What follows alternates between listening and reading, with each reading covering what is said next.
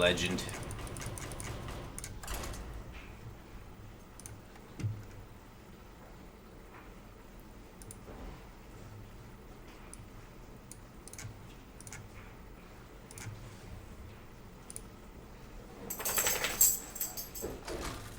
Alright, hopefully we don't blow it by being on stream and starting to suck, but we got 75% win rate over the last 24 hours going for legend.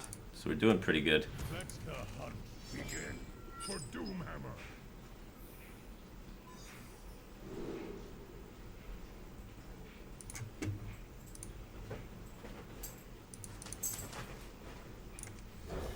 None of those.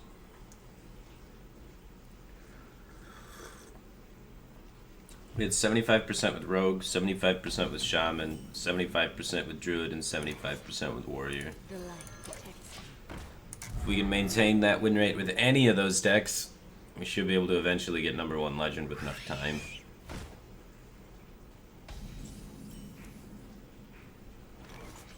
Yeah, we just totem, right? We're trying to find the spell power. For Spirit Claws, we want to roll the totem first to lower the odds of our 1/1 dying. It's bad if we get to the 1/1 totem, but other than that, it should help us. Unlucky.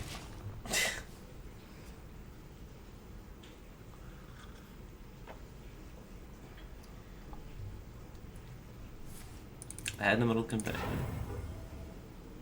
Nope, Archer Horse Rider. Face Hunter. Now we want the 1/1.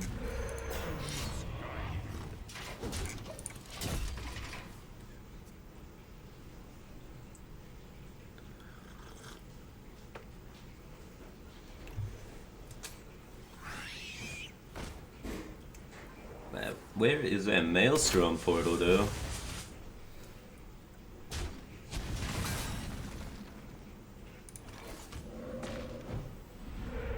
Elements guide me. Definitely want to get this down to try and contest.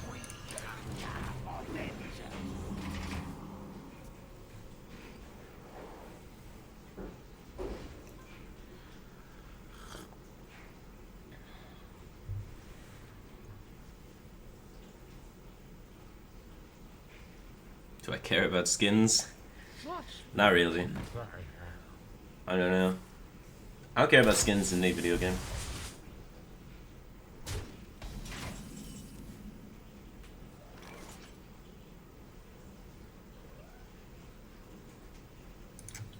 Value trait.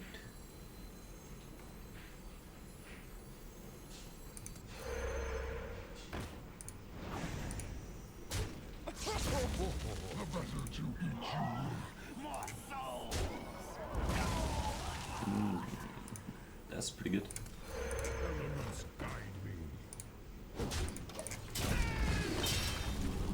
6 into 7 curve lines up really nicely. We even get Thunderbluff Spirit Claws if we need to.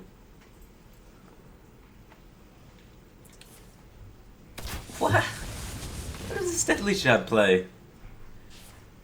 I mean, I need taunts soon. He's just gonna hero power me to death, but still. The fuck was that?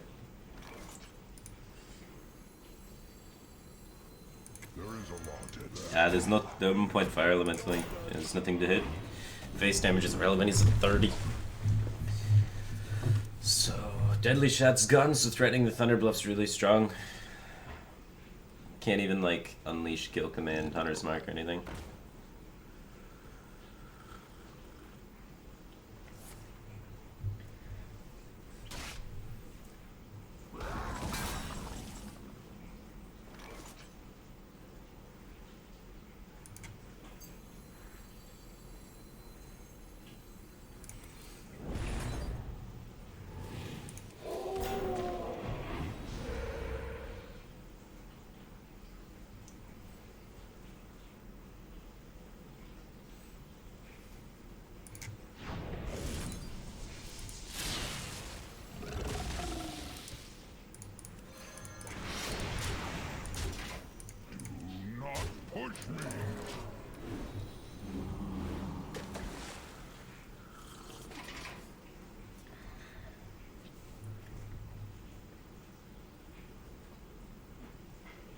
Can't even call the wild.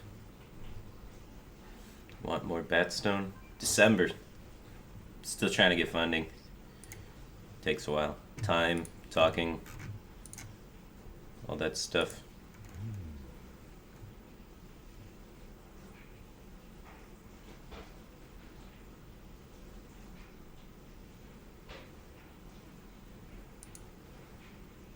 But things are looking up, man. Things are looking up.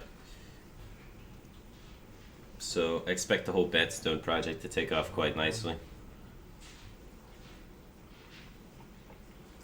So many great people in the Hearthstone scene that you can work with and all that stuff. Because when it comes to like Hearthstone things I've done production, I've done event management, I've done casting, I've done playing. What else have I done? That's about it, right? Like just production, casting, management, adminning, I guess can you be thrown in there, playing. So like those 5 aspects of the tournament production side, I've never done the get sponsors side. So I've never done the whole point where you get paid. And I'm trying to learn that, so I'm getting some help in figuring things out. It's usually the part people try and learn first, but I don't know. Wanted to get good first. Alright. 4, 8, 9, 10, 11, 12, 13, 14, 15, 16, 17, 18, 19, 20, 21.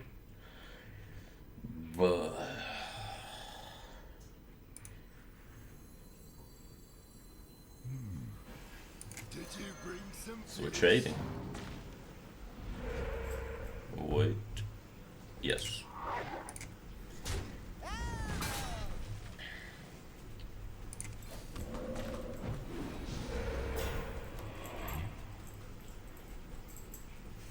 Do not push me.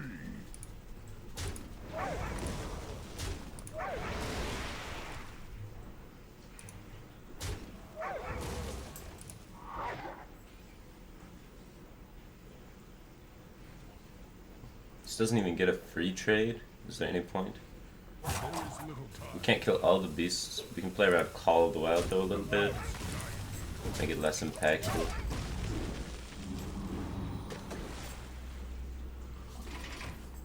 Double kill command hero power. GG, RIP.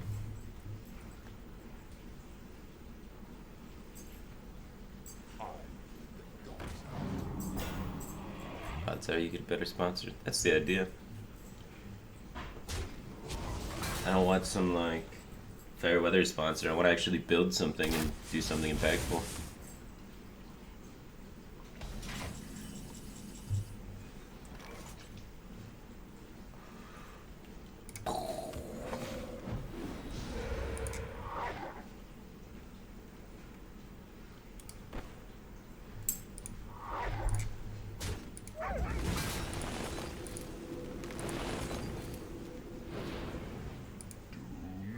Push me.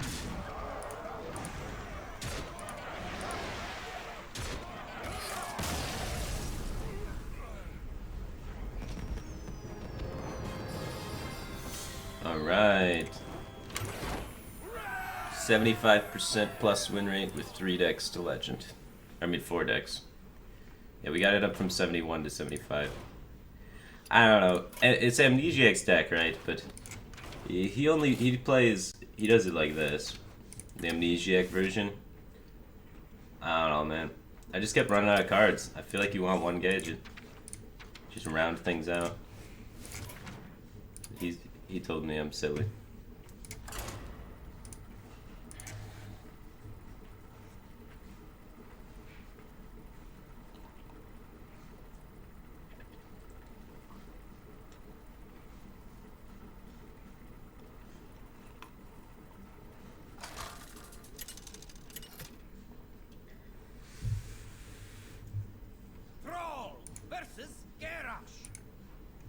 Victory or death for Doomhammer.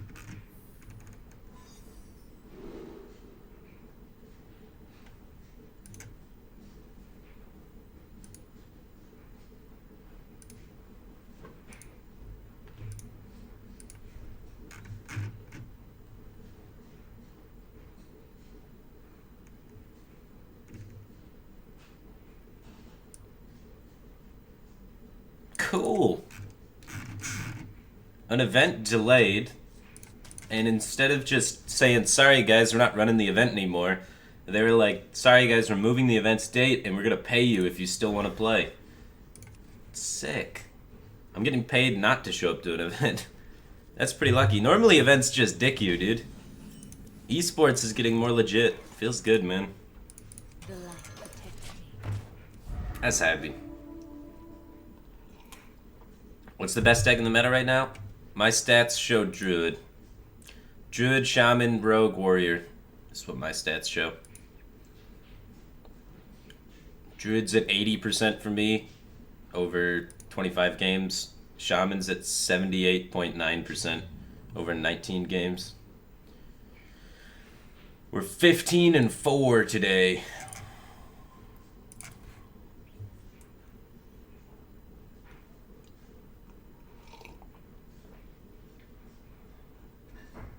Is it the Start the Democracy one? No, no. That one I'm not playing in. That one I'm casting in. I kind of wanted to play, but yeah, I told the organizer I'll either play or cast, whatever you need to get done. Flexible, but I'm feeling good about playing right now. Been high rolling the last few days.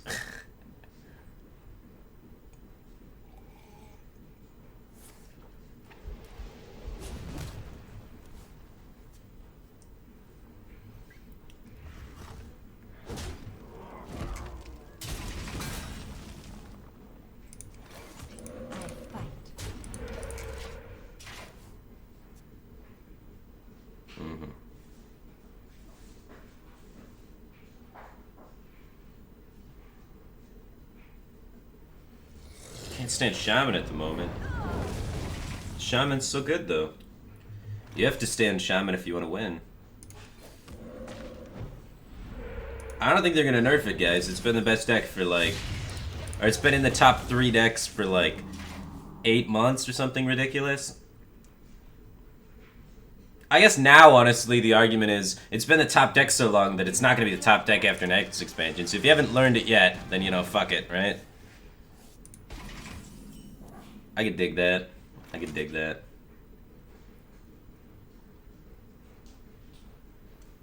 This isn't going well, though. Just got that guy out there to just beat down all my totems. Taunt totem. Nailed it. This is good because next turn we can Ezra Drake bolt this guy because our spell power lives. Unless he's war axing my spell power.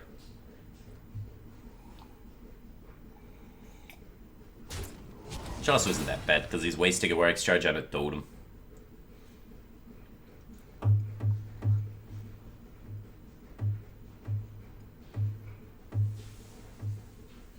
Shaman loses Golem and Trog next year? Trog's not even good.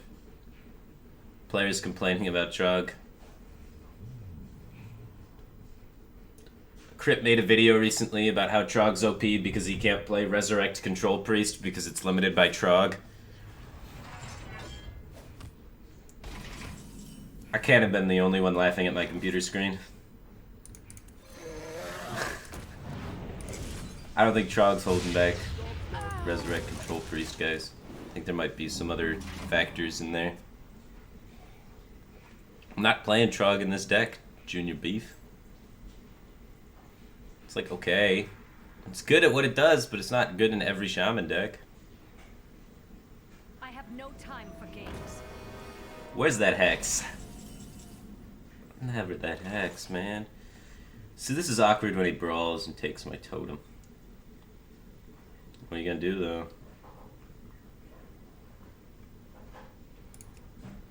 Not super playing to brawl, I guess. Do we need any more pressure than that, actually? We could probably just coast off that. 2019. We can give him 3 off Harrison and then not play our Manatide and try and fatigue him.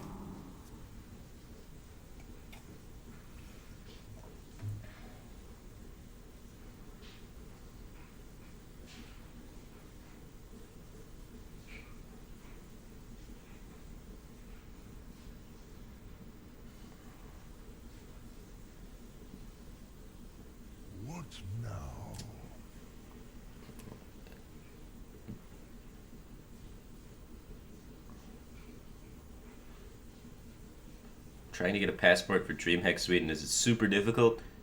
I'm from the States. I don't need a oh, a passport. I thought you were talking about like a visa. Getting a passport's not difficult at all. I don't know. Ask your mom, man. Parents usually help you out with that stuff. Or your team manager. Am I practicing tournament decks? Playing like tier 1 ladder decks, yeah.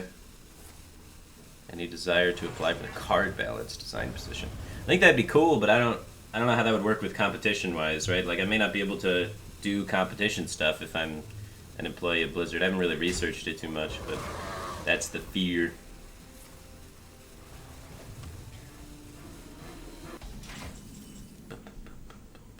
Elements guide me.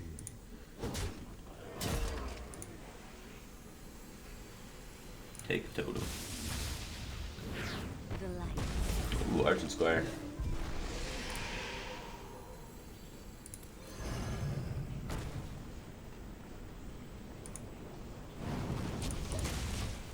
I think Argent Squire is better than Drog in this list.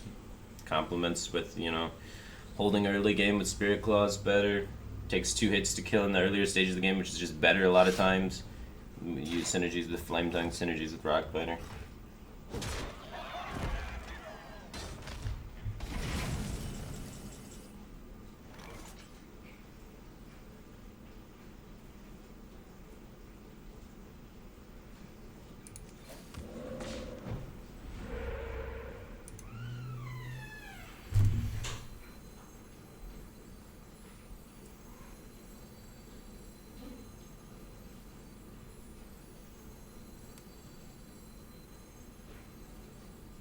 I don't think I want him on his spirits. Can we win off this little pressure? Maybe. Might just be enough to get the job done.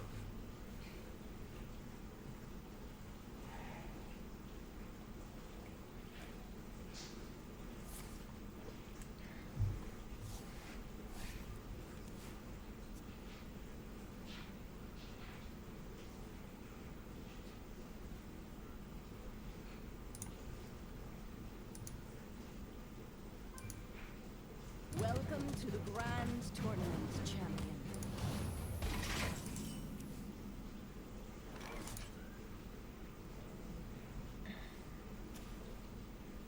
Well, this changes things. Right now, we kind of have to plan to brawl a little bit more aggressively just because of the strength of our opponent's board.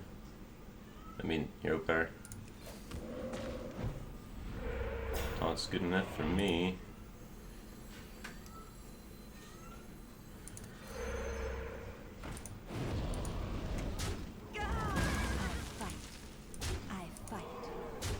I think I'd rather trade off the 1/1 than the Divine Shield.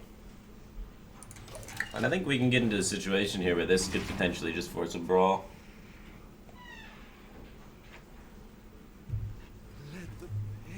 Nope. Revenge Ghoul. Got him to cycle too. I don't think we're playing Manatide this game. It's looking like we're trying to out-fatigue a Gorehowl. We need to save Thalamus, Drake, Maelstrom, Portal. Big swing.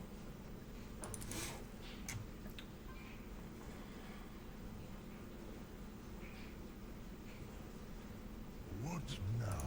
Fatigue will make up for the hero power, and then we'll burst him with, you know, Alakir, double Rock Biter.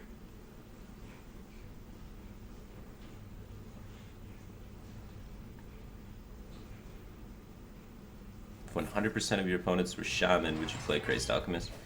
I'd probably play Freeze Mage.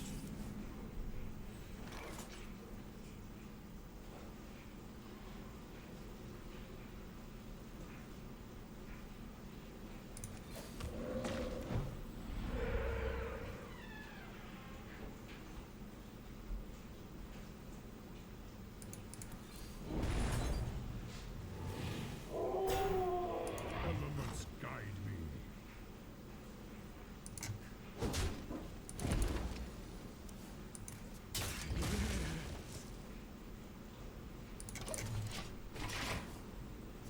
Even Aggro Shaman doesn't even beat Freeze Mage anymore. Like, they changed it to be more mid-rangey.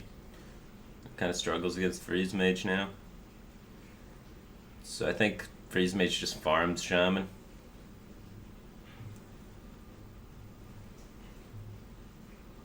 Shaman's nowhere near as good against Rogue as it used to be.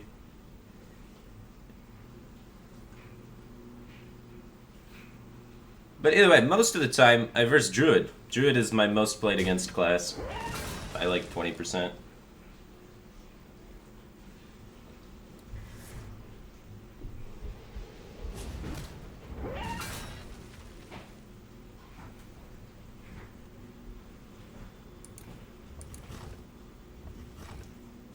This doesn't die anymore to Gorehouse Wing. Playing N'Zoth. N'Zoth brings back Sylvanas, so we need to Hex Karen.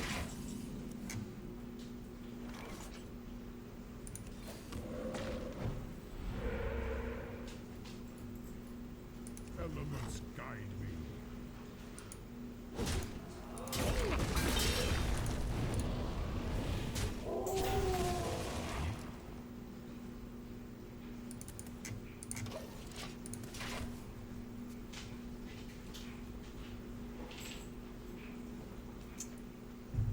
And that is going to be tricky to beat N'Zoth into Golden Monkey. I don't know if we can possibly fatigue him. He might just have too much value in his deck.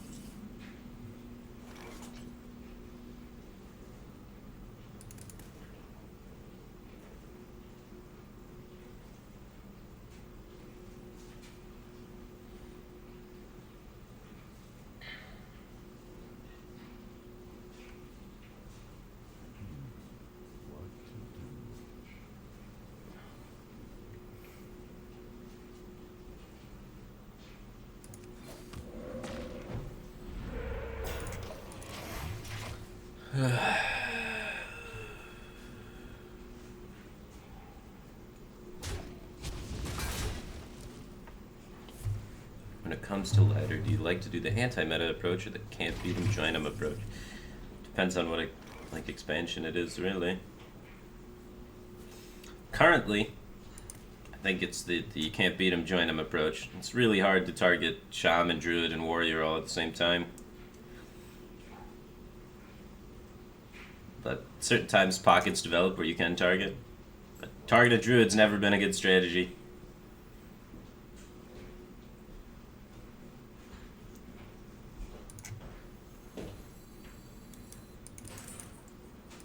There is a lot at sea.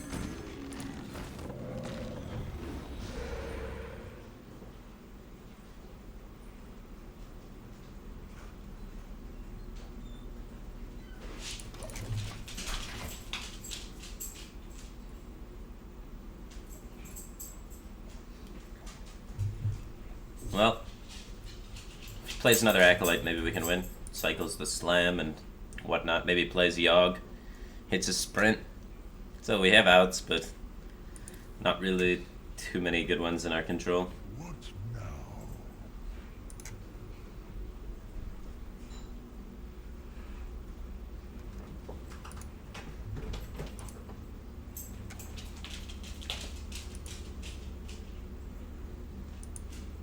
Do I like evolved versions of Shaman? I mean, they're fun. But I think they're better. Oh.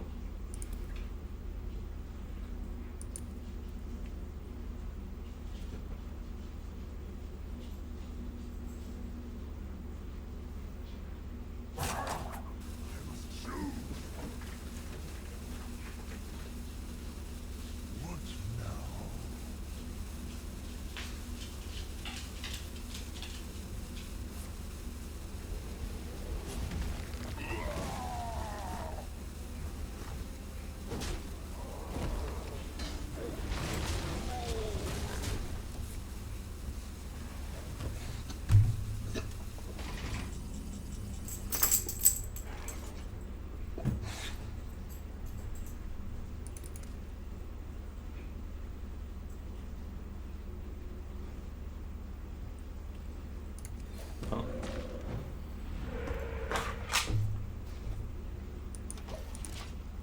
Just need Maelstrom Portal. Maybe get a clear. I don't think it's right using Alicure there. We can save it to kill something bigger. We can take the chip damage of 2 a turn for a little while. Not too much longer, but a little while.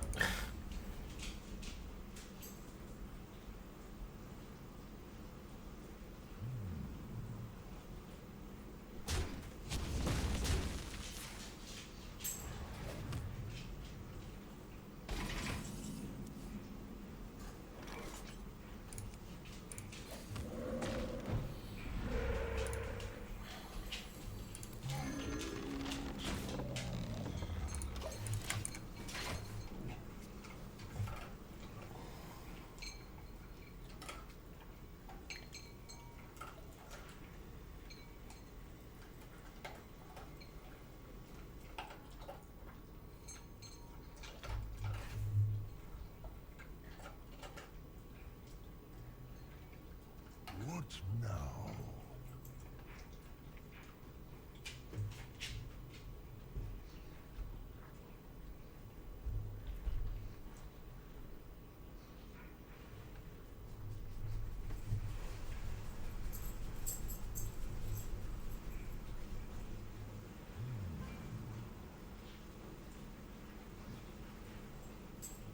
Man, Junior Beef, I don't appreciate your shit talk.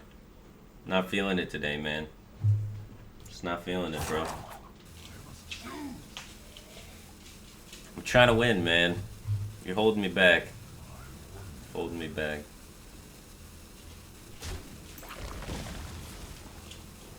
Ah, he's playing against the fatigue outs. Smart warrior.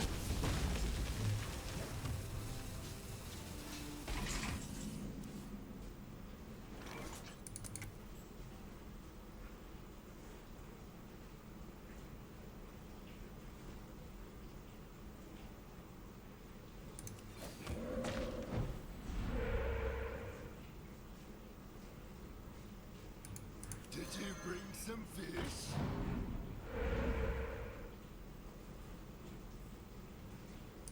Point rock by declaring. We still get just reverse pick by just ghoul. Oh, he's already played both ghouls. Revenge you would need then. Odds are he has every card in his deck, basically. 6 remaining. So if we reverse it back, he goes Revenge, develop, kill that. How bad is it really? What now?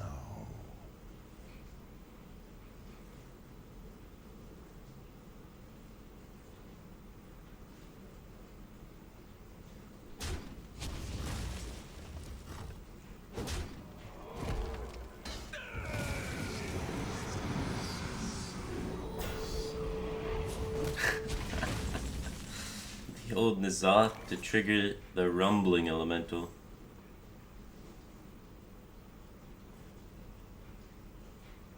Still haven't found that Maelstrom portal that we needed.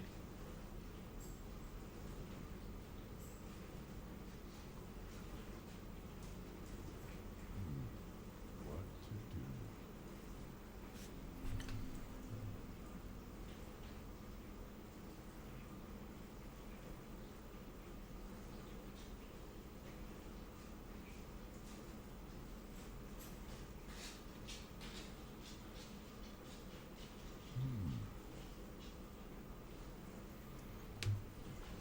Okay. Elements Need to set up an out to swing the board back in one giant turn. So the giant turn is Hex Thalnos Maelstrom Portal. Clear everything on his board. Gain board control. Win game. 12.5% chance for Maelstrom Portal. I can wait long. Now this is where we rip the Maelstrom Portal. Clear the Grom and all the garbage. Never mind, we're dead. It would have worked.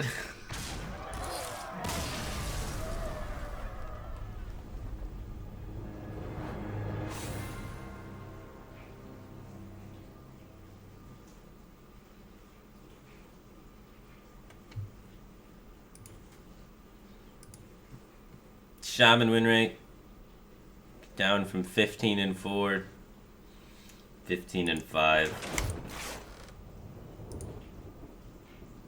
Fuck. Oh, we won one before that, so we were at 16 and 4, now we're at 16 and 5. We're down to 76.2% win rate. We suck. Maybe we should just give up. Feels bad, man.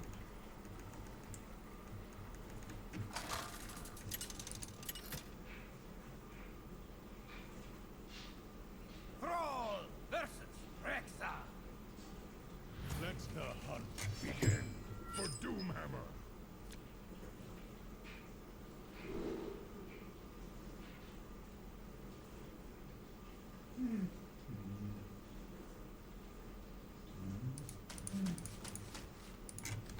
Maelstrom Portal's close to being worth a keep.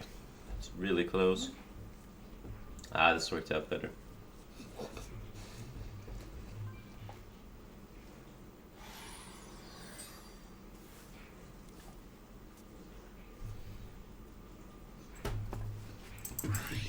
What do you want?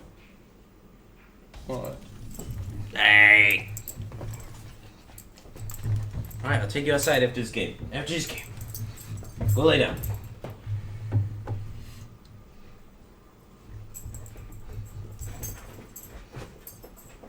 Yeah, we will clear on turn 3.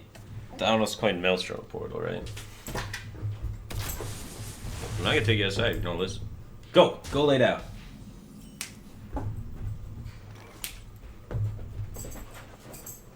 No, stay up there.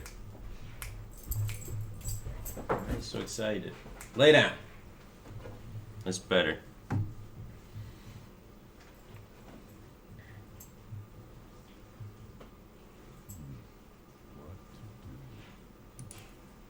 Hero power.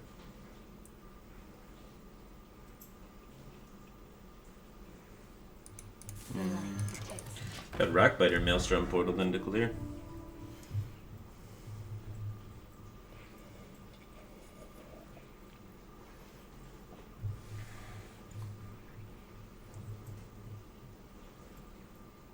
Come midnight. Oh jeez. Getting memed by Secret Hunter. Never lucky.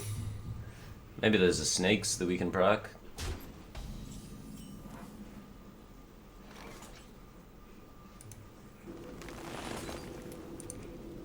Elements guide me. I fight.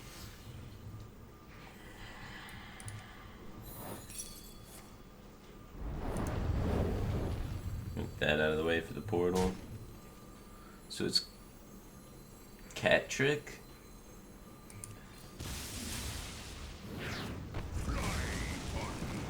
It's Snipe.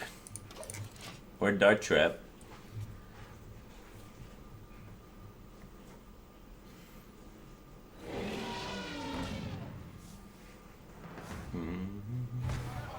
Never lucky. My curve's so much higher than his too. It's fucked up. Can't coin Drake into a snipe.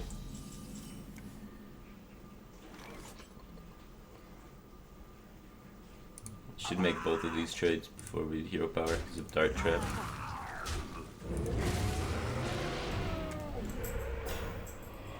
We should probably just beat the snipe now with this, now that we know it's snipe. If Dart Trap went off, probably would just hold it.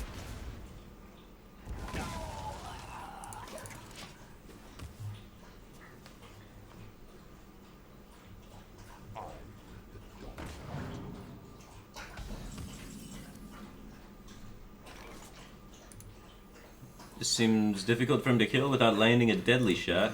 And we're in a shitty spot, so we'll take this risk.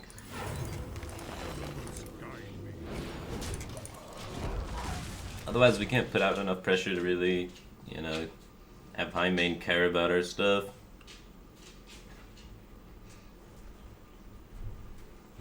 12's so low though.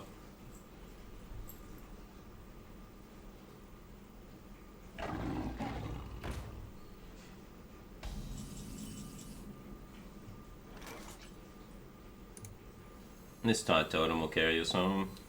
Did you bring some fish? Oh, that's perfect. I feel like if we try and go another route, you know, with Feral Spirits or whatever, it'll be too slow. So I'm trying to set up next turn so that I can go Feral Spirits plus Hero Power plus things from below on the same turn.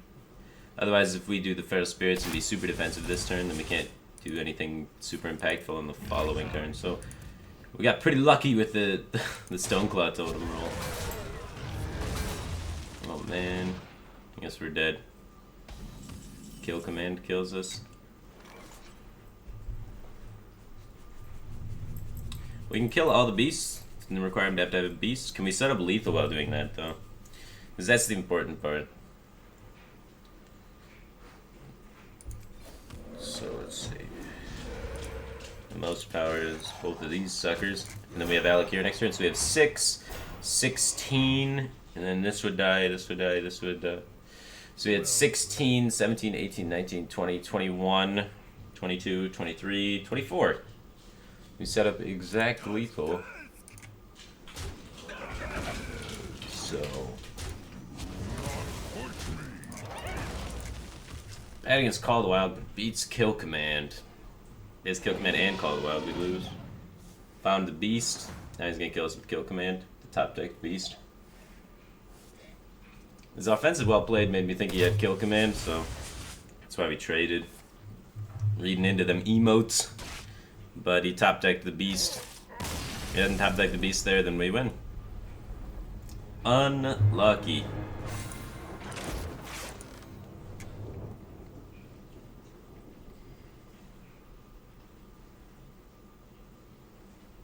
Alright, let's play Rogue.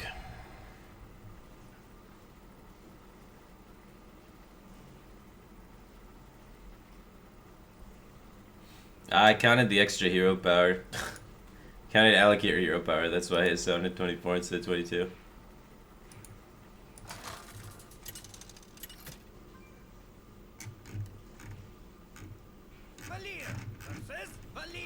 Oh, I was gonna take my dog out. Alright, I'll take you out to pee in a second. I get tilted when I lose and I automatically queue without thinking.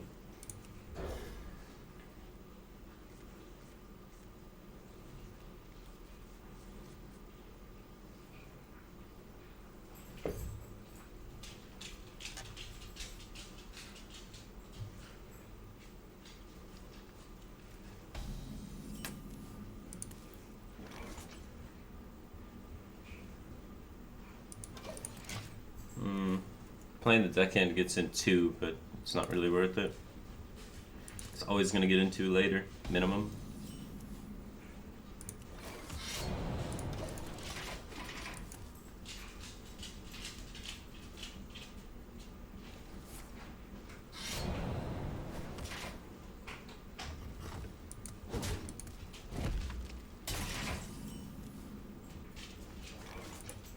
See how you like it, dick.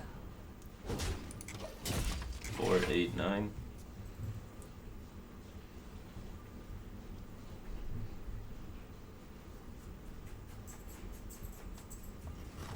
Mm-hmm.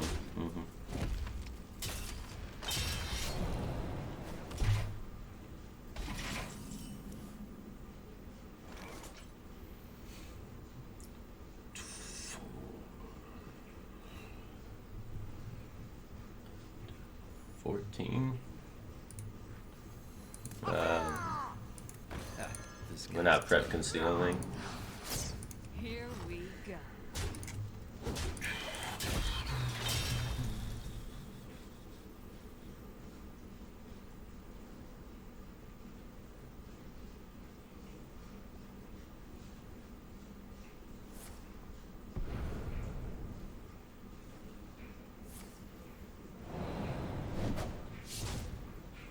Edwin. Oh, no Edwin, cool. Get another 2 damage for free.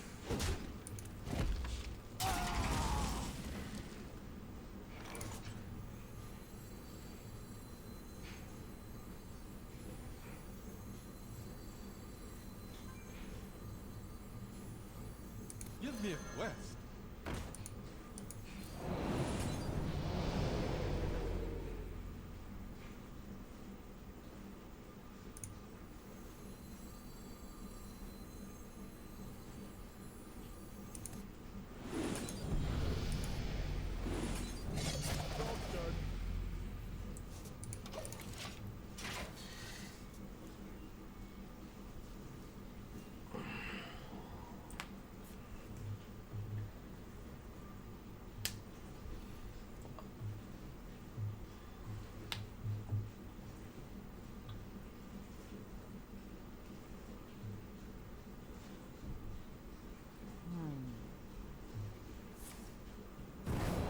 Okay. Ha, this guy's toast. The counter Dennis.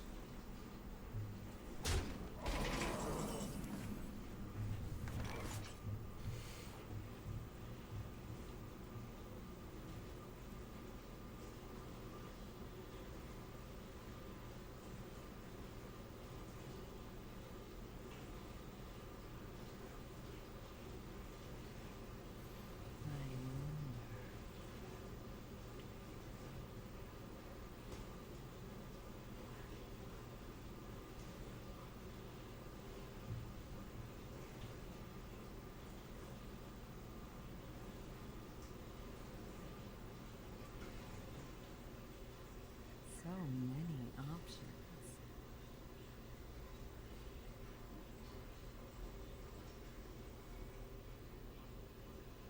I'll choose soon. That's tough.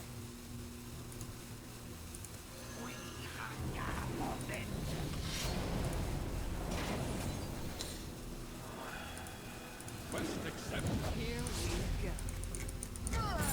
Like, we just lose to Gadget with this line, but the other line we only beat Gadget like 5% of the time.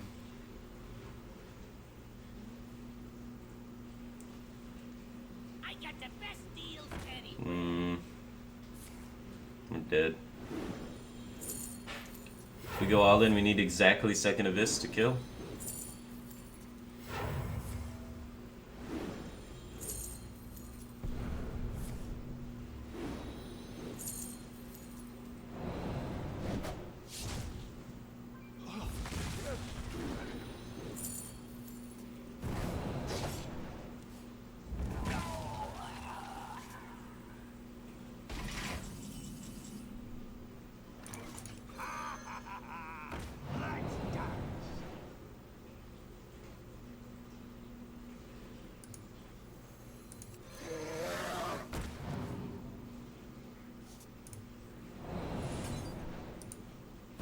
Here we go.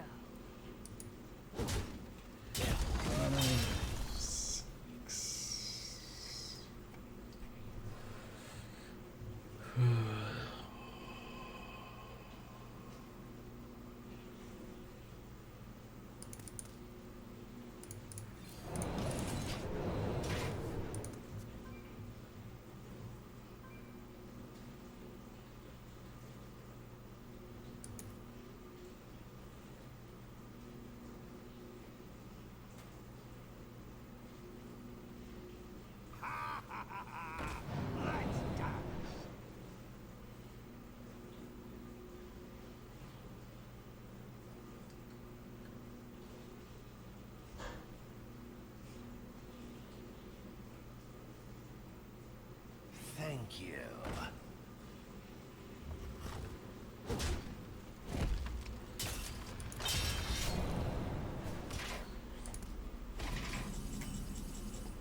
Fuck.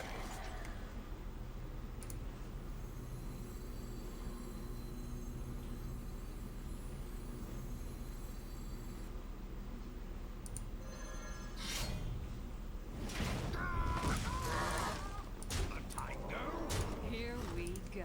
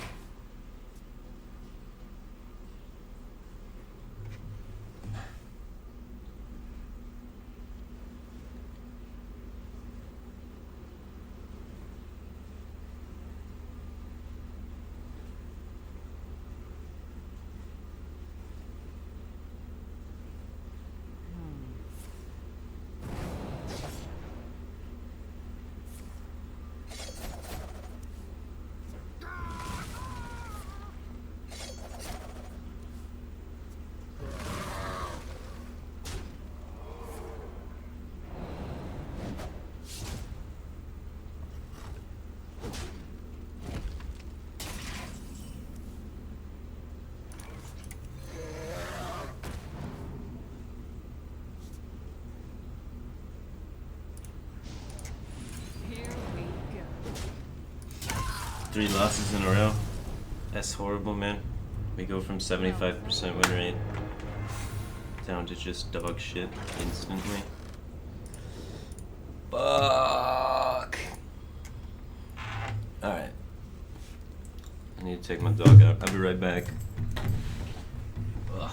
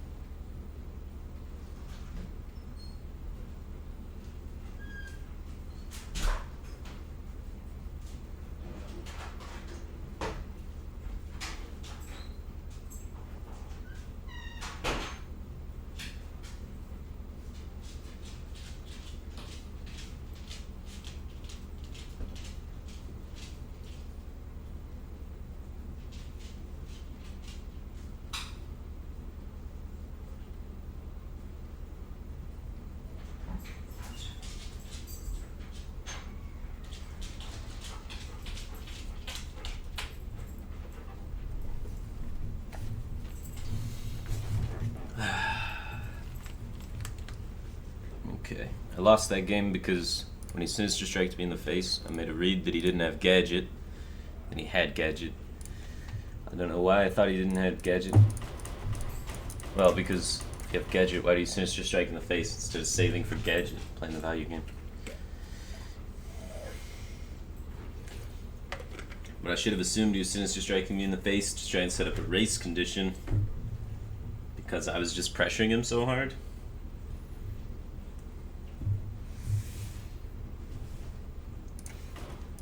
I don't know, I don't think don't think he should have Sinister Striked me in the face.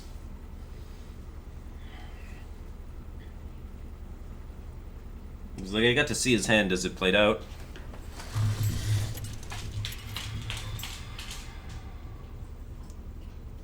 Hera versus Jaina. I don't know. For it. Victory or death!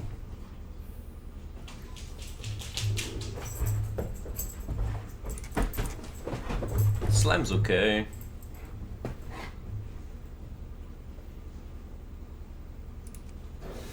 Against Tempo Mage, pick up some 3-2s. You know, cycle's not that important. Just being able to kill the original minions is pretty good.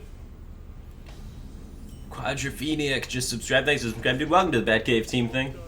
I appreciate your support.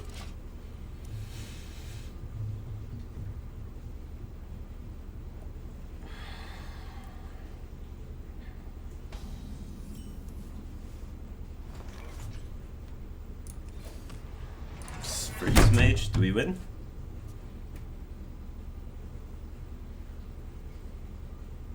Mind if I roll knee? We win.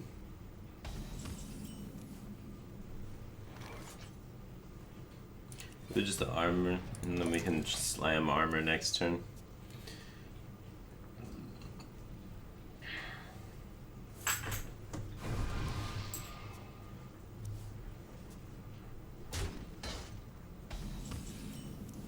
Do you mind me asking how much you spend a month on your dog? Not really sure. Dogs are expensive though, you know, food and stuff. The great thing about being a streamer and having a dog is when I do my taxes, I write off all the expenses of my dog as mascot expenses. So it's considered a work expense. And this entire room is 75% of my house. That's why I stream in this room. It's the biggest room in my house, so then I get to call this a home office on my taxes. It is Tempo Mage with loot hoarders.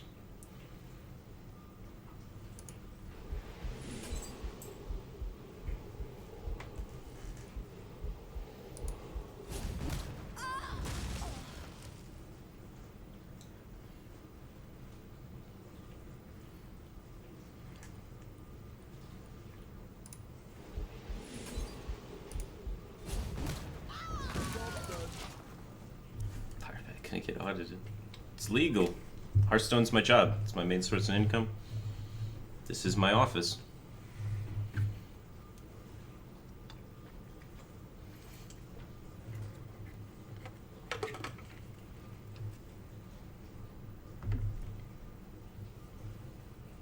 What to do? What to do?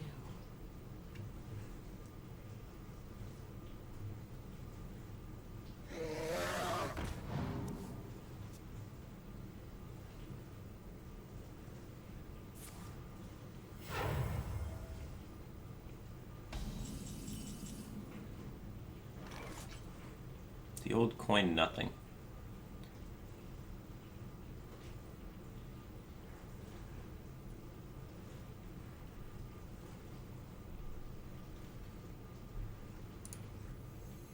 I have You no know, time. he's got a lot of cards in his hand, so I don't think he wants to ping. So just making him ping seems alright for me. Slowing the game down, doing what Warrior does best.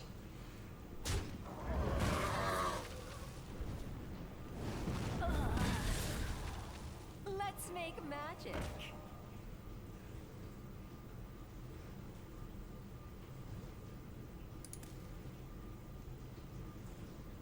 If we can get him just to, you know, forced to play slow, eventually Brawl picks up value to beat his hand size, our board clears, Yogg-Saron picks up value, whatnot, and we win the game in the later stages. Thank you. Ooh. Coin Yogg. Played double slam bash. Iron Forge Portal. I serve the Fire Lord.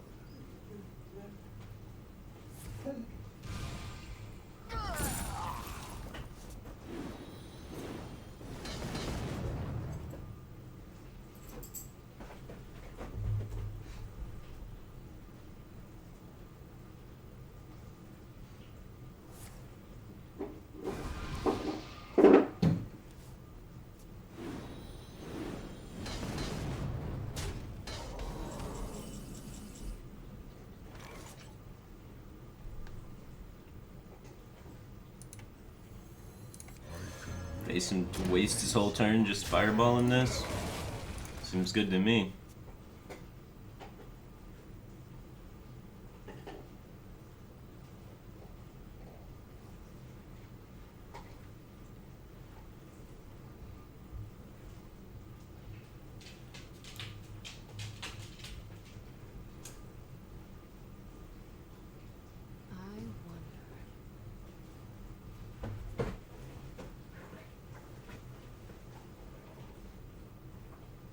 I serve the Fire Lord.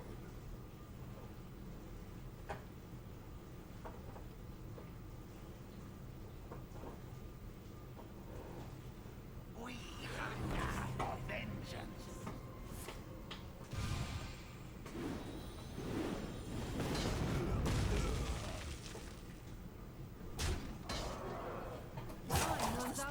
I want to cast a spell. The cat and dog get along alright? Yeah, they get along just fine. Sometimes they're a little rowdy, but you know. Other than that.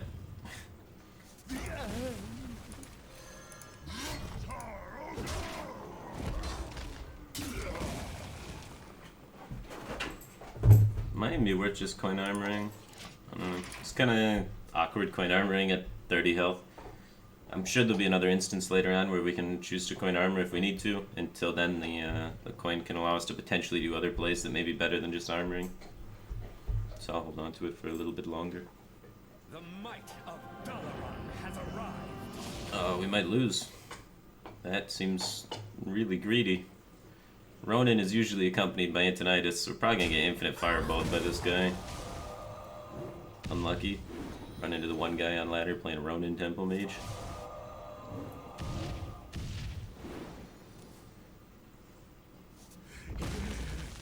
Oh, shield slams, yeah.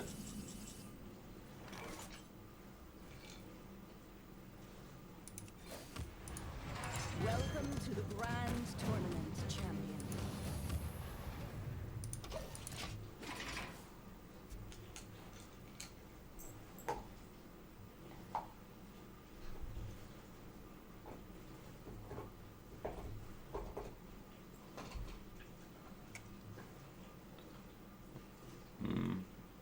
You want to cast a spell? I want to cast a spell.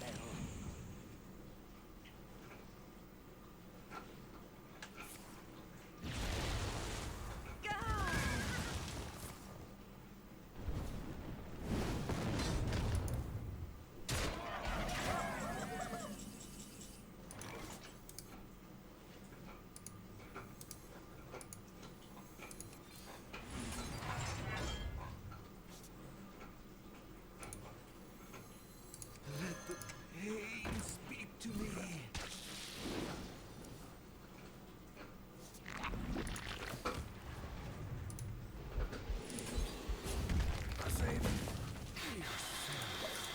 This is gonna be a bummer.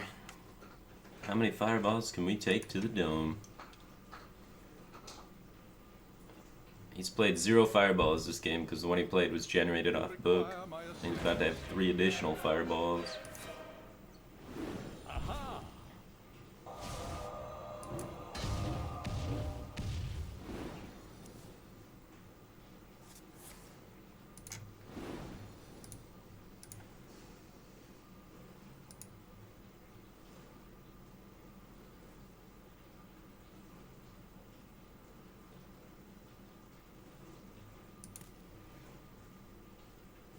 Farmed by Ronin. What to do? What to do?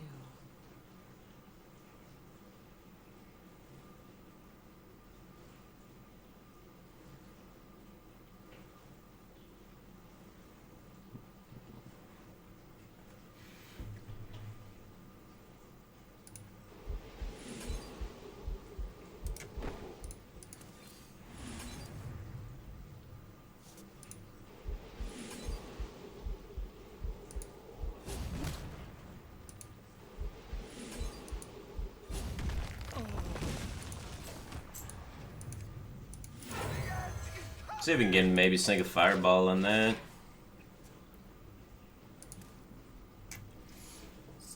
Got 5 fireballs now, 2 frost bolts, 36 burst damage.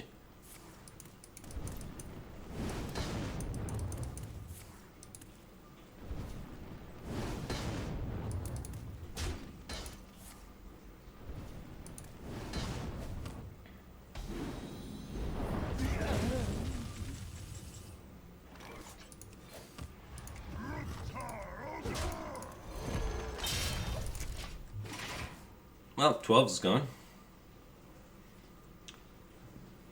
3 fireballs left. 2 frost bolts. 24 remaining burn damage in the deck.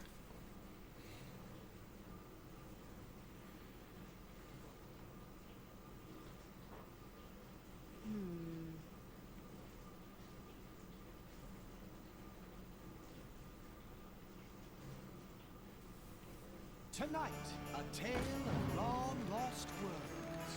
Someday I'll be just like you.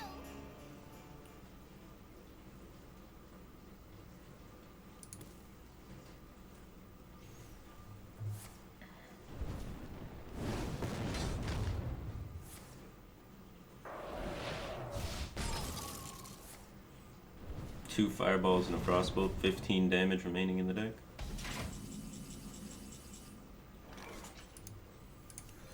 Gonna have to do this eventually, and hope it wins us the game. Hopefully we don't draw too many. Oh, Sap's not very good. Just gave him a 3-2.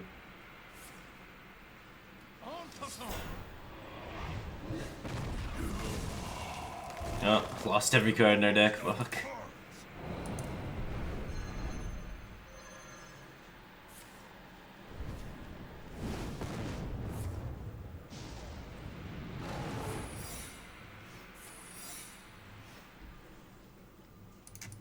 The saddest Yogg there ever was. Did only negative things besides the secrets. Someday I'll be just like you.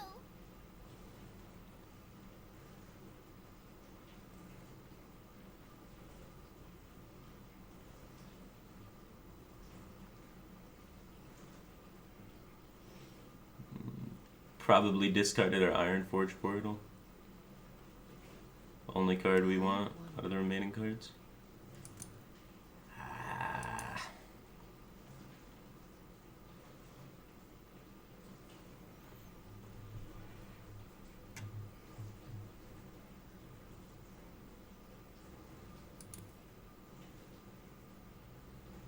I wonder.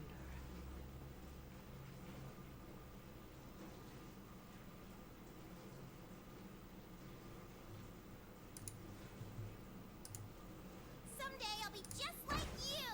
Time runs out on me.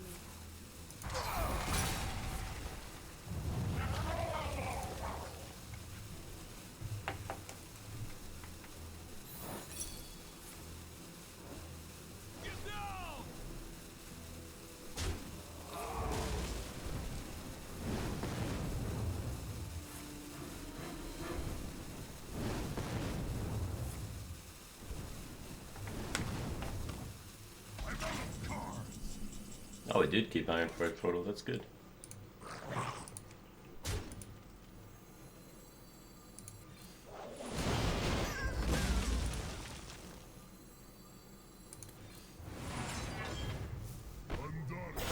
A great taunt.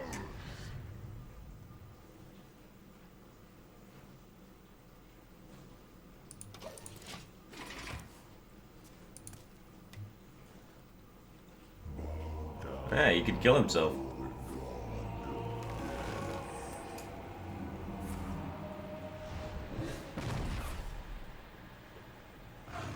Oh.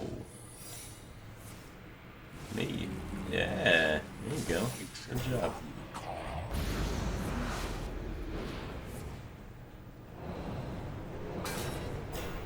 Almost out of cards. Seemed like a silly Yogg.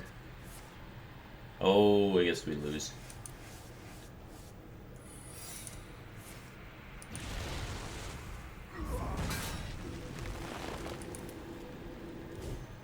I mean, maybe he keeps playing Yogs and just kills himself in fatigue.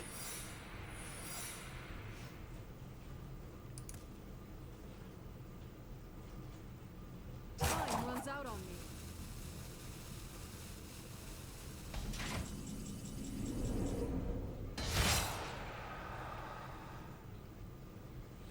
me. Okay. I miss armor if I play Elise, but I kind of want to play Elise instead of Ravaging Ghoul, so I still haven't activated for Execute in the following turns. Might be greedy though. But it's hard.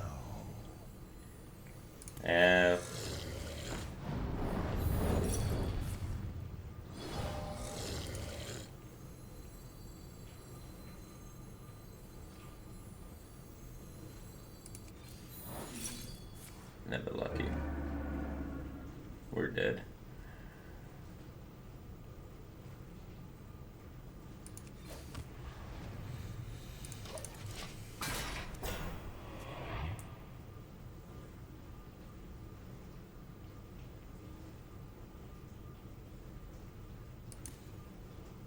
$20 reach. 21 with Azure Frostbolt.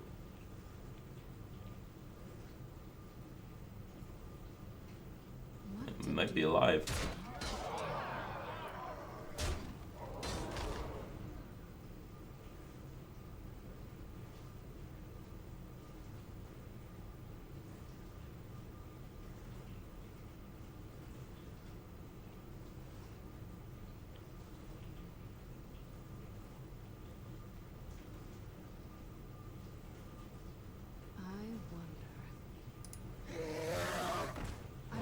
Out of cards.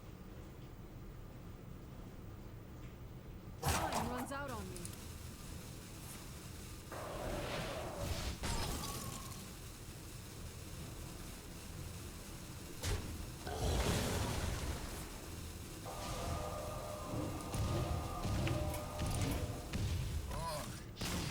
Arcane missiles off the book.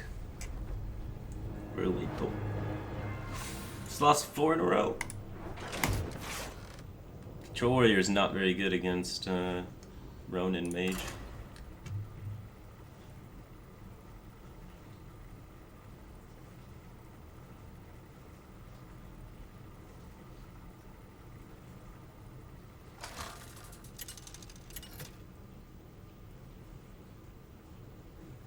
Garrosh versus Morgul.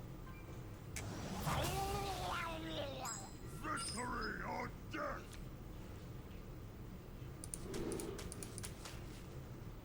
All of these cards are a little bit too slow. Like Bash is almost okay, but you know, it's not ideal. Doomsayer is a pretty good one.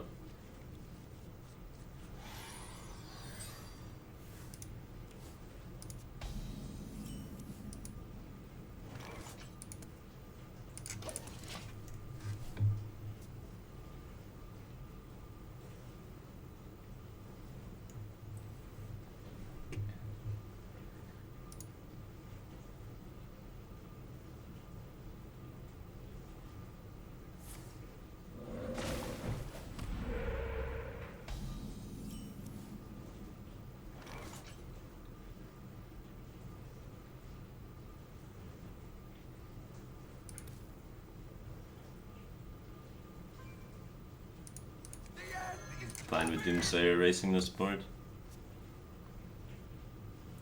A lot of times later on, when it's going to be in a situation where it gets a lot of value, it'll get hexed or just dealt with by the board. You don't have freezes to pair it with.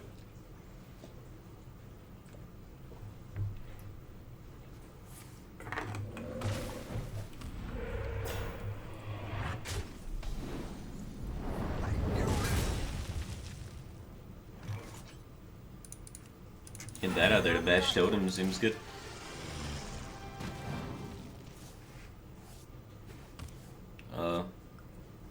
Best friend Joe's in the chat. I mean, it's okay. You can expect that most of the people you play against are sniping. My win percentage streaming and not streaming is like 20% different. We hunger for vengeance.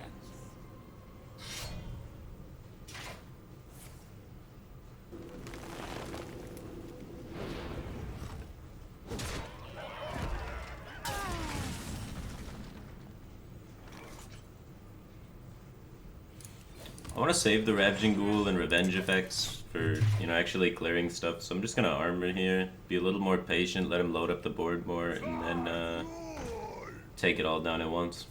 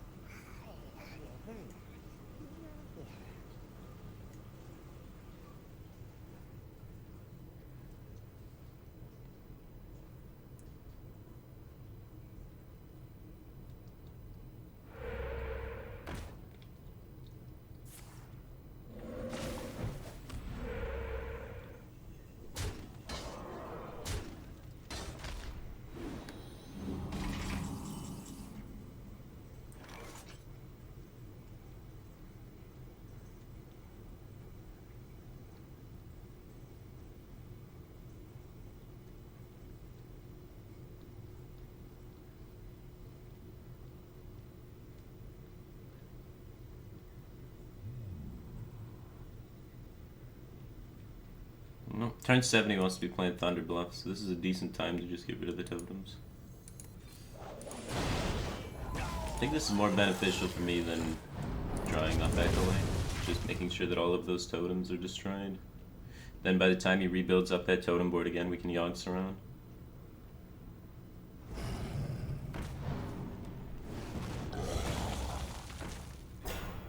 Damn.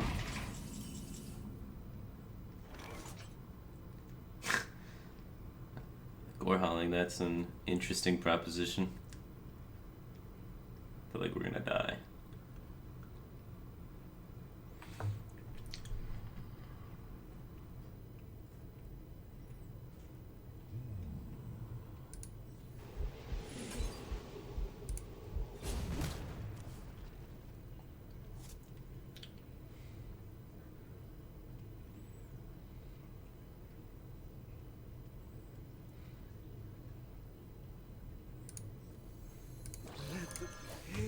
Well, let's see how that goes.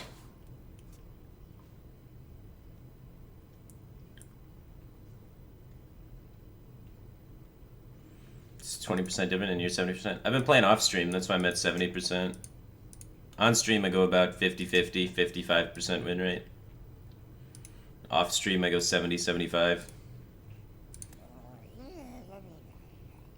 That's why I went from rank 7 non-legend to rank 1 in like 2.5 hours yesterday. Off stream. But on stream, you know, I sit here grinding all day.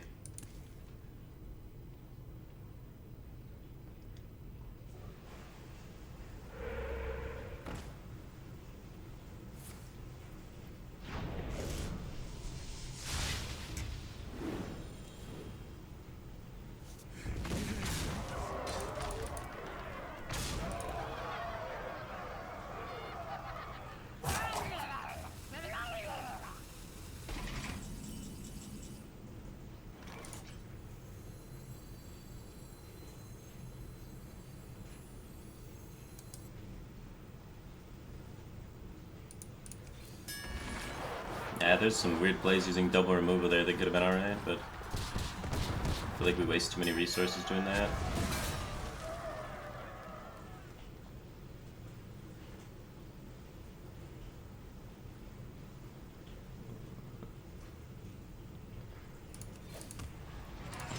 I want to squeeze in the armor up while I can. And get more value. Shield block and armor in the same turn.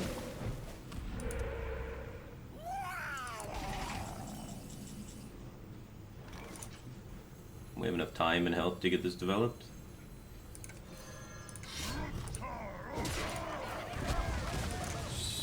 12, 13, 14 is his max reach.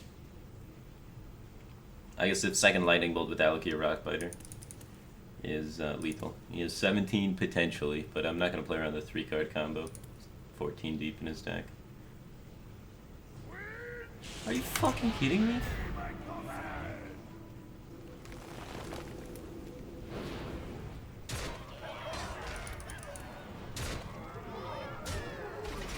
Okay, okay. I was gonna. If he had the lightning bolt too. Like shit, dude.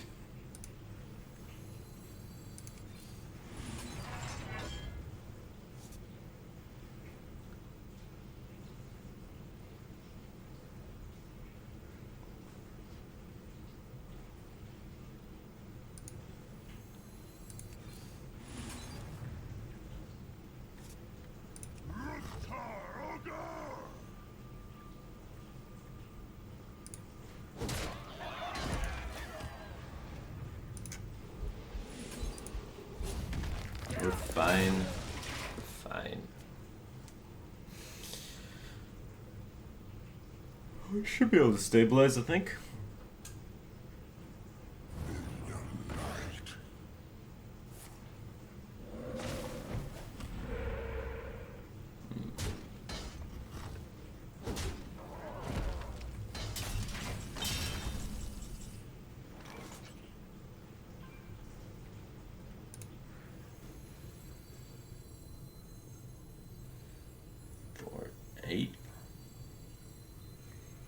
Eight burst is max.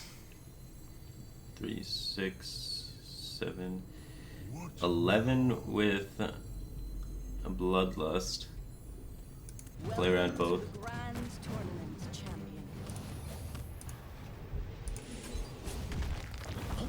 So we should be alive. Do I want to dole the Gorha?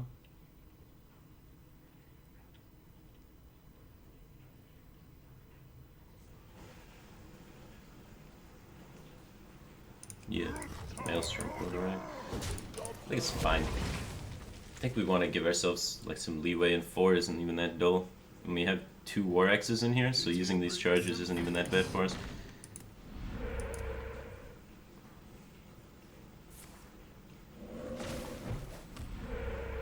Of course you remove spell. Guys, I have to think out loud. I'm streaming. I may say obvious things from time to time, so that you guys can get inside my head and hear my thought process. So don't be too upset if I say something super obvious. I can't tailor the stream to everyone's individual skill level. I can't talk 3,000 times, and I can't read minds. These are all unfortunate things I wish I could do.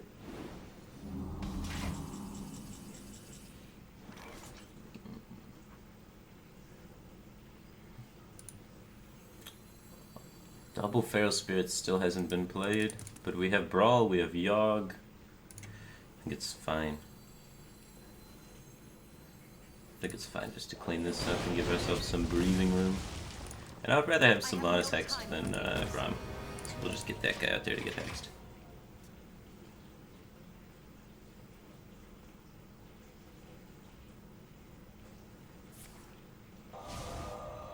Alright, 1 ribbit down.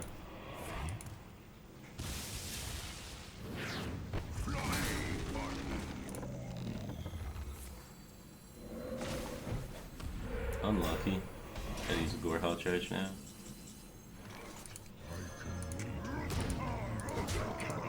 Hex is gone. Card could be Hex, but if that card's Hex, that means he's developing nothing, and that is also a win for us, so.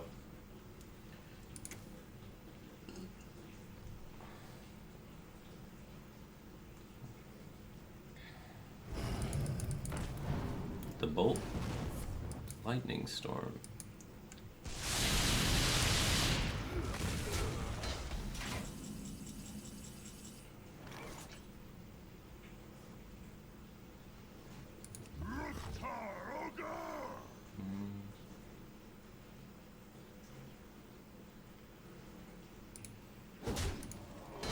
There's still Thunderbluff Valiants in his deck, so I want to be saving the Execute for those. Since our Gorehal is so dull. So that's why I go with the Bash play there. We also have the Life to play with. I think it's fine.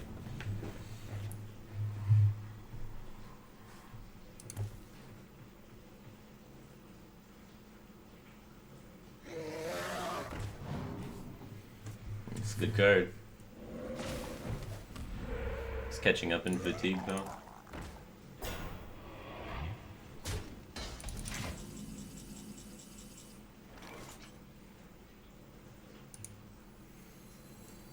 Don't want to Yogg.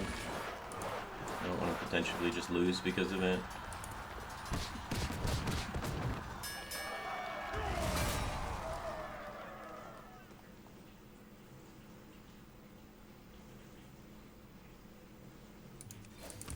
I think armoring's more important than developing the Ravaging Ghoul. I want to hold on to it so we can execute something bigger if it comes out.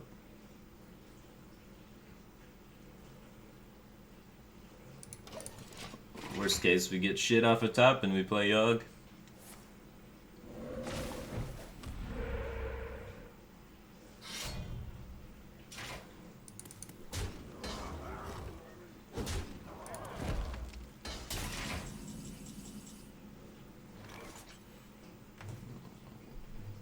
I think we can draw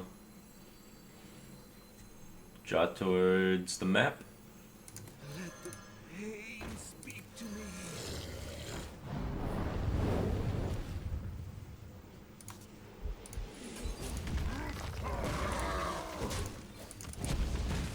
Job done.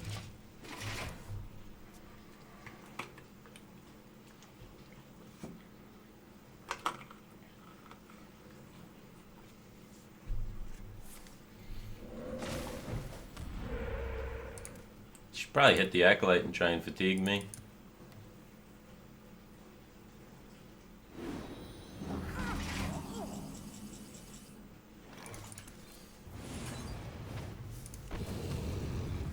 I want to hold on to the charge of the weapon. So I'm kind of missing out on a little bit of damage here because I could have traded these two in and then went face for 3 instead of only going face for 1 this turn. But then I lose my execute proc. I don't want to use Slam, which is remaining in my deck to proc execute because that'll draw me a card. And at this point I'm pretty much done drawing cards now that I'm out carding him. Now we have Warx that can do that purpose. So we'll poke here. I'll just play around Storm to be able to clear that without using our minions as well. He plays 1 Storm. Usually people that run 1 Storm run 2. And usually people that run... Like, no one really runs 1. It's either 0 or 2 a lot of the times in Shaman decks.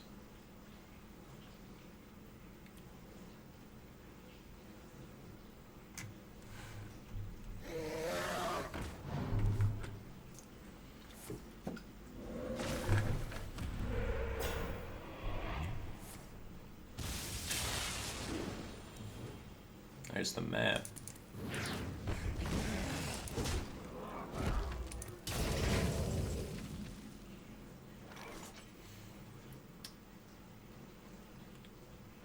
Could just Yogg. Could just Yogg.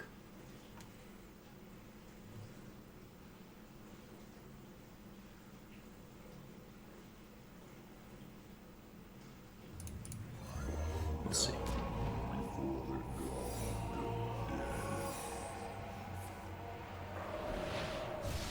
Been trying not to play it most of the time, just because I don't want to lose to Yogg. My own Yogg, you know, but...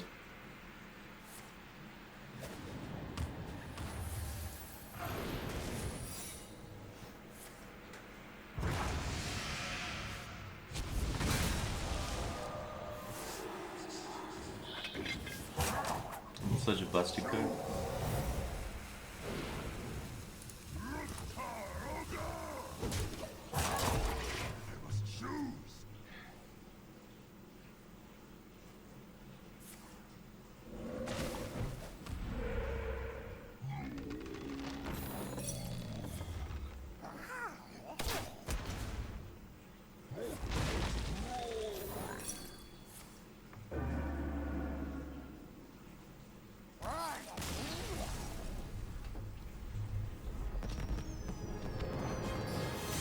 Yeah, the Yogg's pretty questionable. It's really close on the point where, like, I don't have any other AoE besides the Yogg, and his board's starting to get to the spot where it could snowball since I wasn't able to really do too much that efficiently with it, but... And the longer I wait on Yogg, the more chance it has to kill me in fatigue, right? So, if I was going to Yogg, I kind of needed a Yogg there. But I think I could have probably won without playing Yogg, so... But I'm not 100% positive I could have won without playing Yogg. And the stream likes seeing Yogg, so I think it's fine to play Yogg there.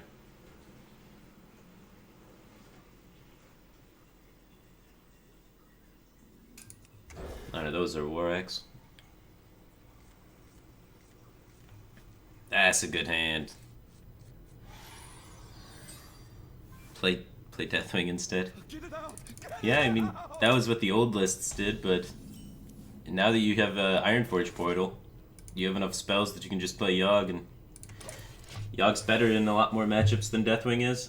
Against Shaman, Deathwing's usually pretty good though, because the matchup goes to Fatigue, and Yogg drawing cards is a liability.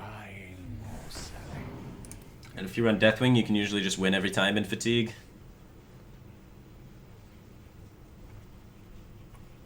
Or you can run the N'Zoth version, then you win in Fatigue every time as well.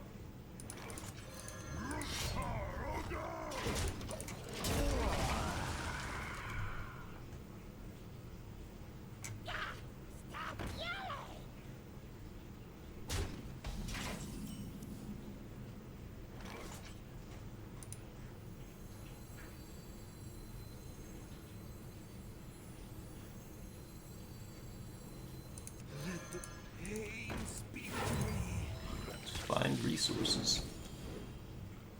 I think about 100% of the time he's able to buff and trade into this, so getting 2 I think is worth it.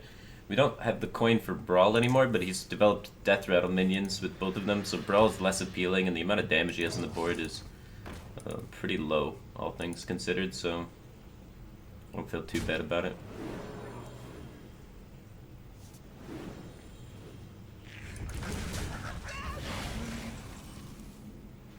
War Axe Doomsayer is likely not to go off, and we want to save the War Axe for after the Brawl, so that we can clean up the minion that's left around, so I'm just going to bash this turn. Might even execute that, since we do have the Shield Slam anyway. I don't find it necessary. We can execute it after the Brawl later on if it lives. It's only 2 damage, right? Not having an Execute Activator, though, makes it worth considering. I'm not the boss of me. Why do you call? Tapping a lot. He's ready for the Brawl.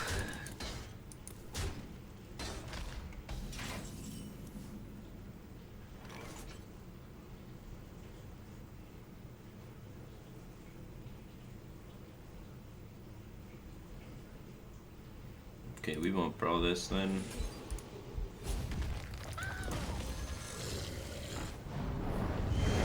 Having the Imp there is a little scary, but Brawl's just like super low value.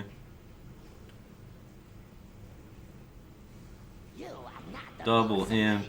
Doomguard. Holy shit. That's a bummer. That is a bummer. You are not the Triple boss of Imp. me. Holy shit. That's not fair. Well, Brawl sucks now. The issue is I kind of have to do it still, but it sucks because he's got just infinite flood behind this.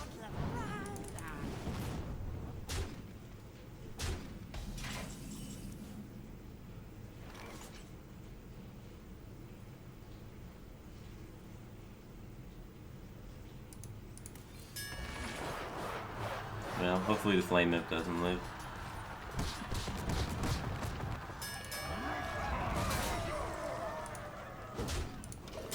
You get the full clear.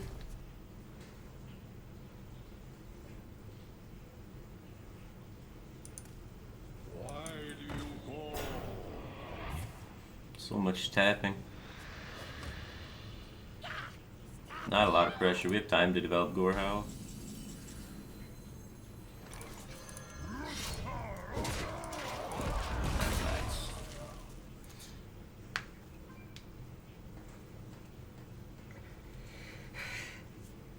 Put this apple on your head.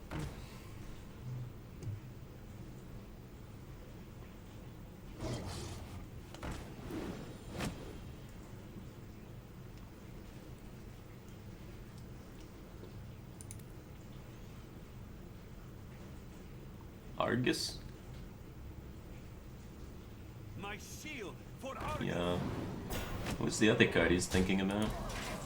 Dark Iron Dwarf, maybe?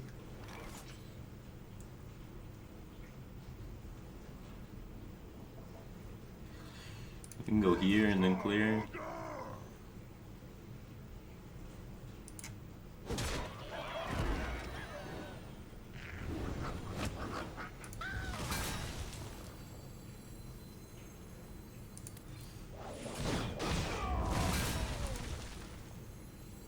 I'll buy a turn.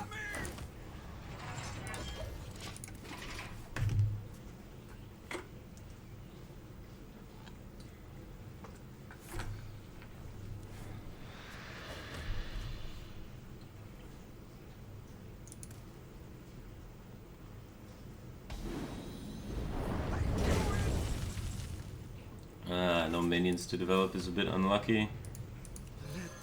I'm not gonna shield slam my own acolyte or something ridiculous.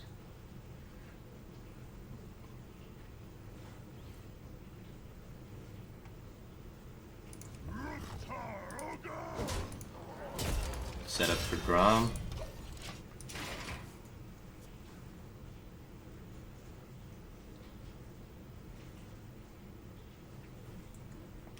Five and 3 are not so different.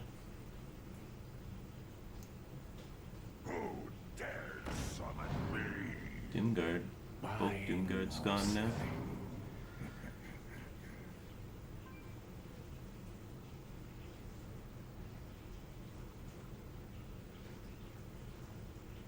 Get in there and fight, maggot! Oh.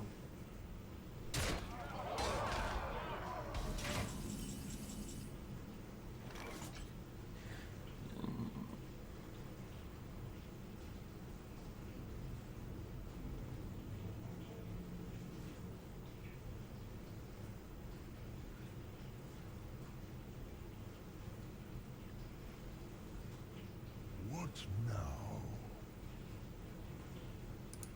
Bring the pain.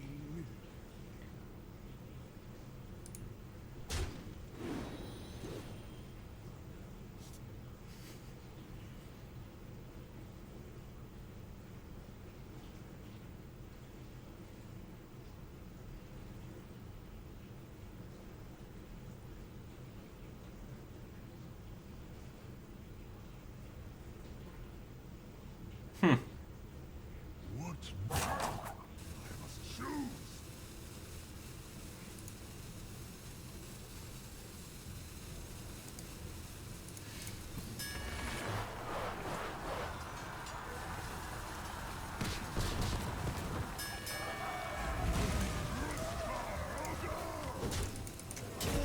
Both Doomguards are gone. One Soulfire is gone. Double Soulfire doesn't kill us. He has one Peddler card in hand that could be Soulfire.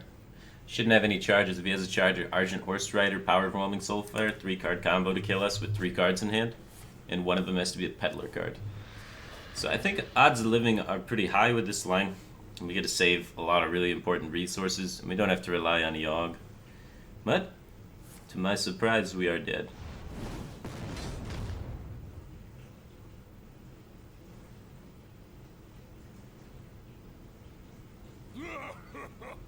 Maybe dead? The truth Not dead, okay. Just got soul fired in the face.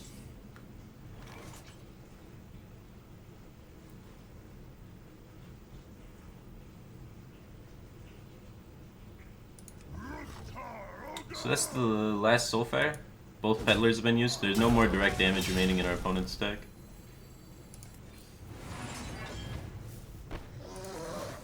Ah, we did a slight misplay there.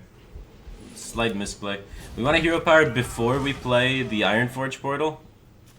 Because you can get the priest 4-cost minion that when you hero power inspire deals 4 damage to yourself. So we want to do the hero power last. I mean, the hero power first to avoid that. Get it out! Get it out! So slight technical play error there.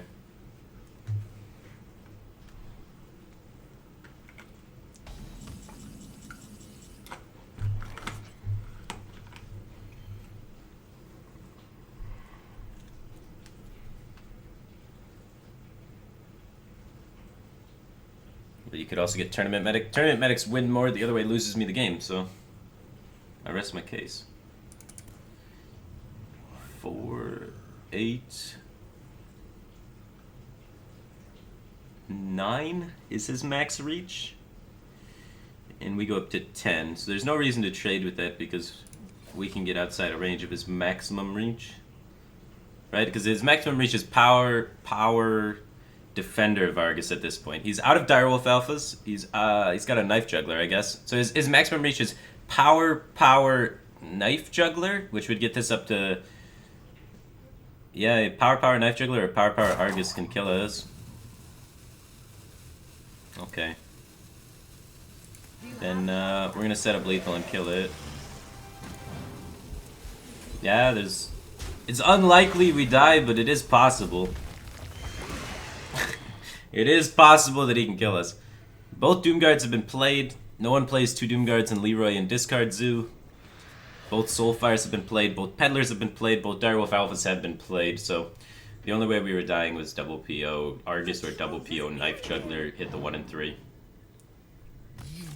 So why not play around it, right?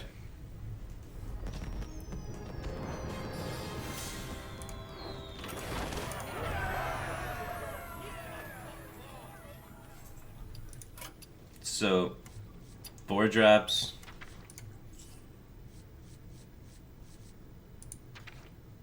This fucker. It's in standard. If you get that off of the portal, I get myself in a worse position. The other side of it, someone in Twitch chat mentioned, is you could also get Tournament Medic. Where is Tournament Medic? And if you get Tournament Medic, then you want to be doing it... If you get Tournament Medic, you want to be hero powering last. But if I get Tournament Medic, I win more. And if I get the other guy, I put myself off in a worse position. So in that case, we want to be playing to be in the most consistent okay position rather than be just even winning more. So that was the issue with our ordering there. Slight things like that can cost games. Never punished though, so feels good, man.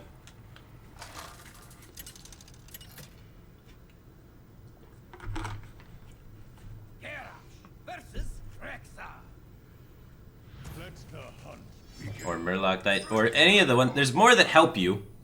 So most of the time, you're going to want to hero power second. Most of the time. Because there's more that help you than hurt you.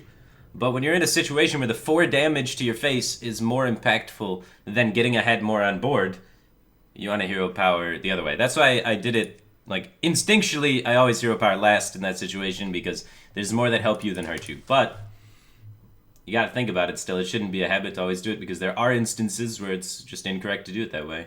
And that was one of the ones where it's incorrect to hero power last.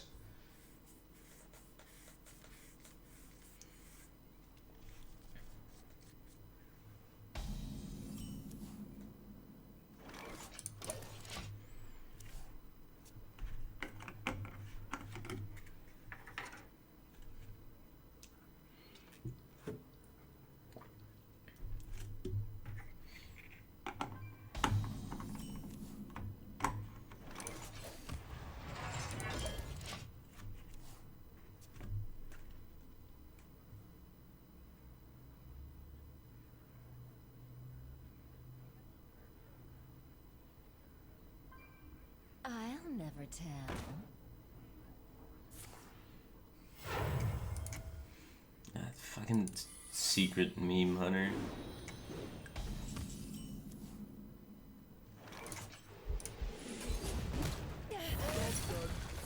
Fantastic.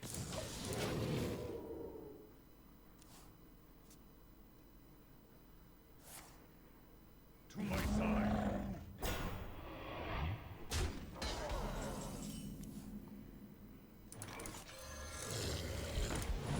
Sets up the ghoul for the next turn of the Panther.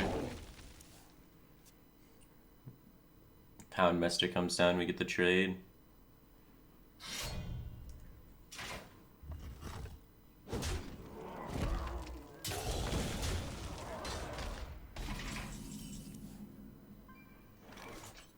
No time for Acolyte.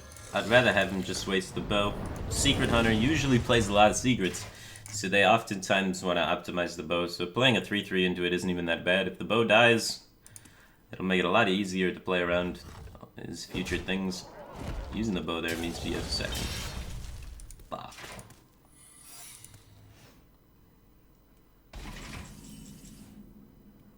We will need cards to win this game. Our hand is trash. Not cat trick, not snipe.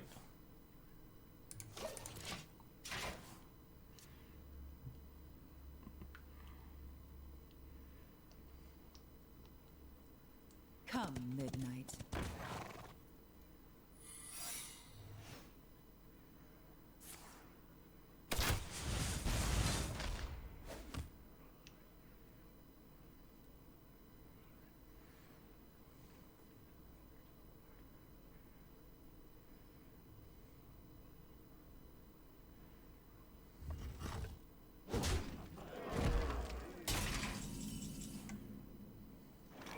No ghouls. I don't want to brawl, so I don't want to look for snakes.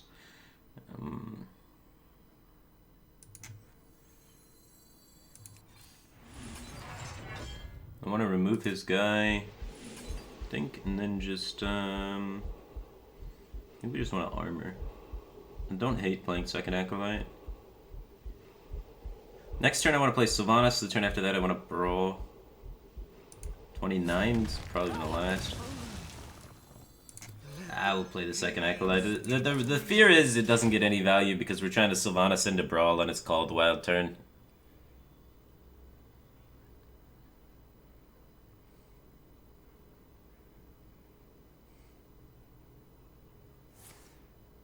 That worked out well. That's huge value for an Acolyte in this situation. Okay, so now we just want to impede the Call of the Wild turn by developing Sylvanas. So that's like super awkward for him to Call of the Wild. He may still do it just because he's got Freeze and Trap up and he's like, haha, you can't activate Sylvanas. And then we brawl and win.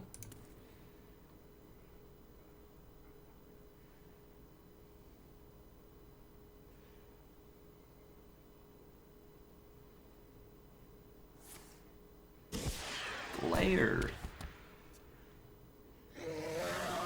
Hazard Drake. What the fuck is this? Alright.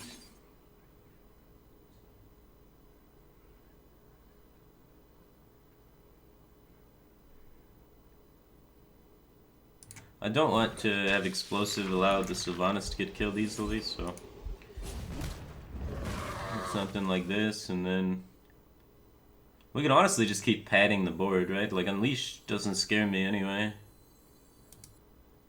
Missed the hero power though. Yeah, we still have the Sylvanas Brawl threat. If we commit more, we lose the Sylvanas Brawl threat because we have to kill our own board with the Brawl. But generally speaking, the longer this goes with us armoring and him doing nothing, the better it gets for us.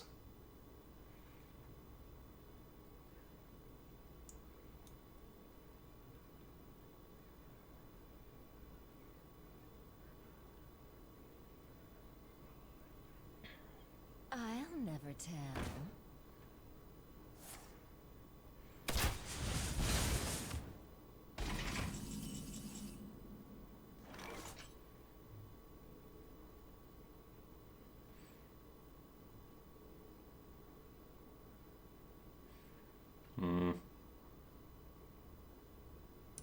I guess we'll do it. Snakes isn't even that bad.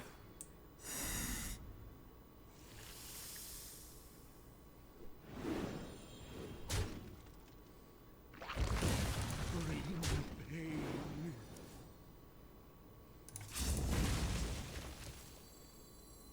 I can wait no longer. Taste my blade. Let none survive.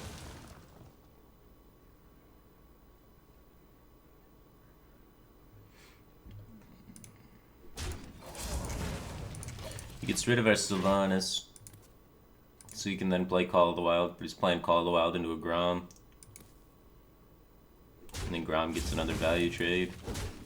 We have enough armor to sustain through Call of the Wild punching us a few times.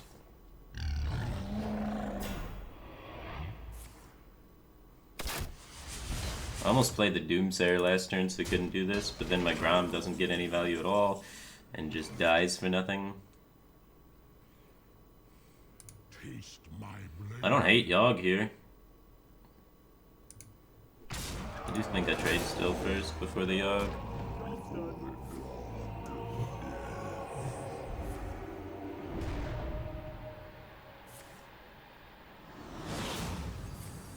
$310 ground. I'm getting raged again, that's insane.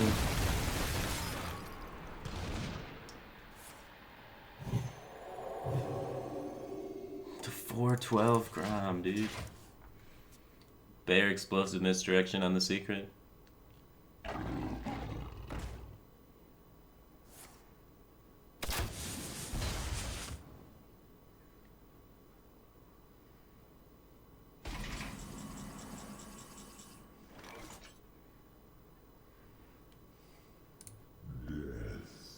Playing around explosive. I probably should have just done this first. I was doing that almost every time. Taste my blade. 16 damage.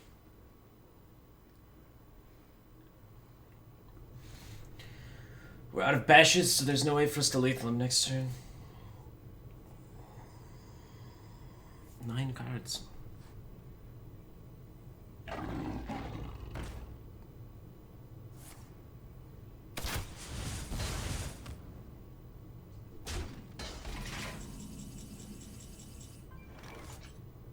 Taste my blade.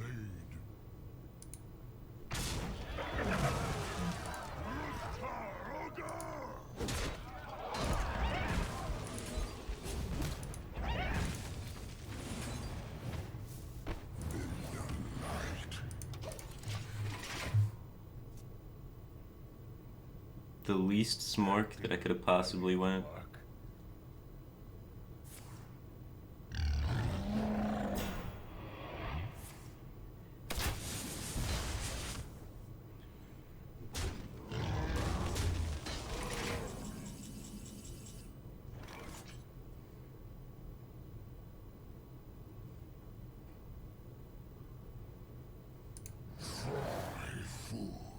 Nah, we could probably take it.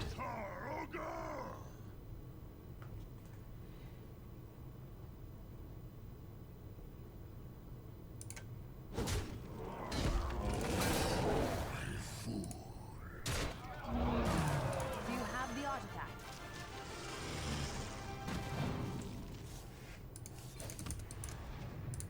Trying to get full Gorhao value against Hunter. Oh.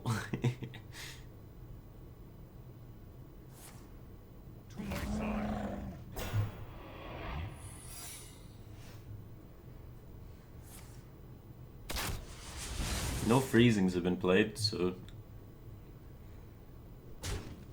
Ah, yeah, it is a freezing. We see him set it up here as well.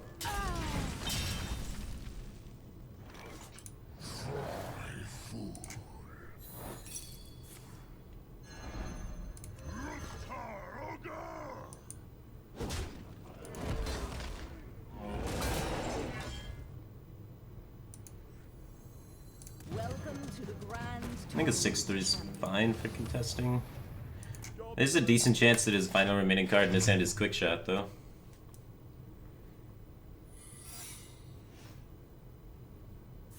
It's Kill Command. So he has Kill Command in his hand. Likely another freezing, honestly. qualified. Explosive misdirection would kind of hurt. Cat Trick, maybe?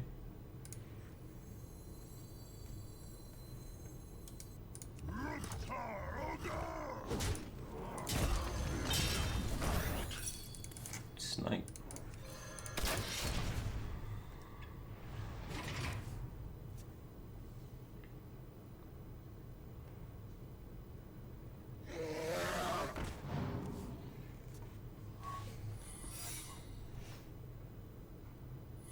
No, it's just another secret. It was the second explosive trap. Disqualified.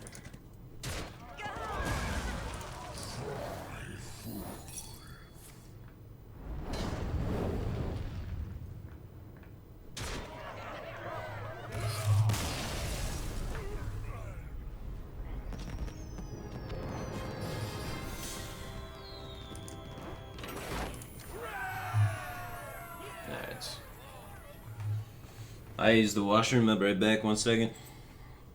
Kitty, entertain the people.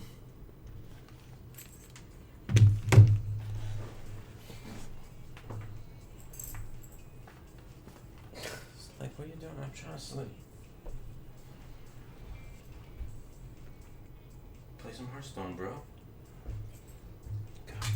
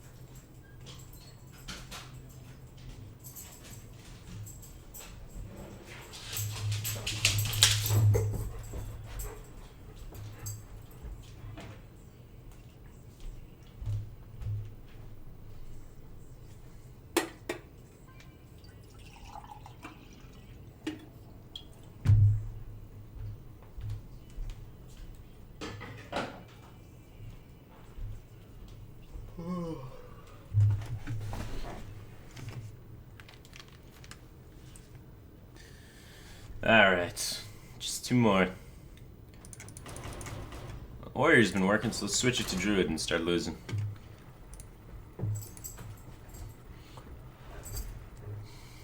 Above 70% again, back to 71. 71.1% win rate. 73.3 with Druid, 72.7 with Shaman, 71.4 with Warrior, 75 with Rogue. Malfurion versus Malfurion. I must protect the wild. Nature must be preserved.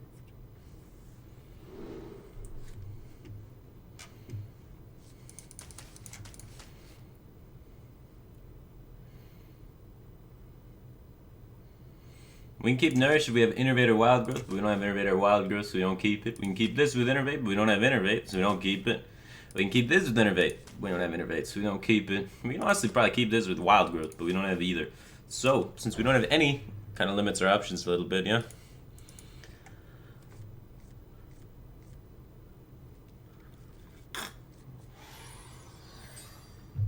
We don't know if we want to go Minion or Spell yet with this Idol, so I don't think we play it. We have enough ramp that we might just coin the Wild Growth. Yeah, double Wild Growth. I think we will coin Wild Growth into Wild Growth. There is some consideration for making a 3-2, since we don't have other gas going and we don't have ways to react with his plays. That's a hero power. Innervate 5. So 4-4. How do we deal with a 4-4? We have our own Drake, so we want to be playing the Drake, right? Drake means extra fuel, which means extra cards, which means we can Raven Idol for spell. So that's fine.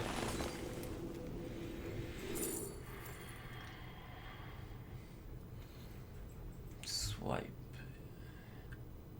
Drake will give us the gas. Wrath's terrible in this match. Swipe's really good for Ken the tokens, especially if he's the teacher version.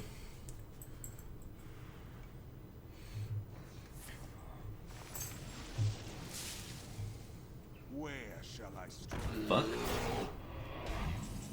People play Druid of the Claw. What does Druid of the Claw mean? I haven't seen Druid of the Claw in the deck besides Beast Druid in a long time. Uh-oh. We still play the Drake, but this is real bad for us.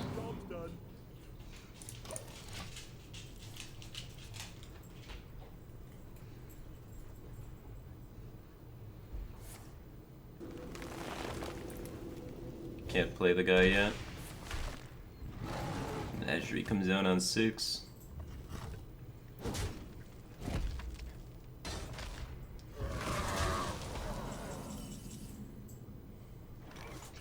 Want to play that next turn. We could kill his guy and then play a giant next turn. We could ramp up, play a giant next turn. Maybe ramp up, wrath his guy, set up the kill on it, and then be able to play the giant next turn. With a 3-2. The land serves me.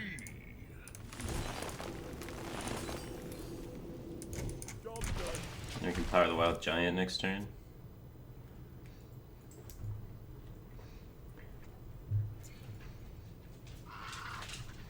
It is Beast Druid.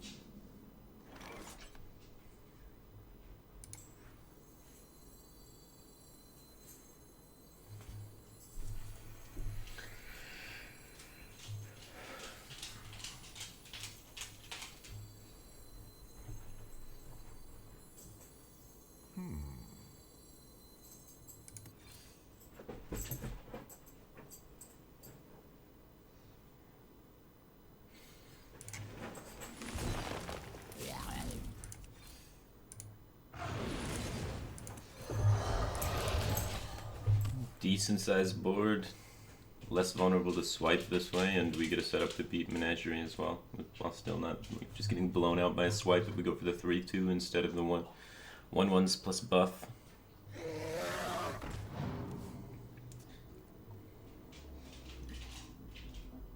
Yeah, I think it's good to lock into committing to swipe the following turn, right? So setting it up is good. We use the one from the deck instead of Raven Idol. So he has less information about our hand, right? The card from our deck is way more predictable than our spell off Raven Idol.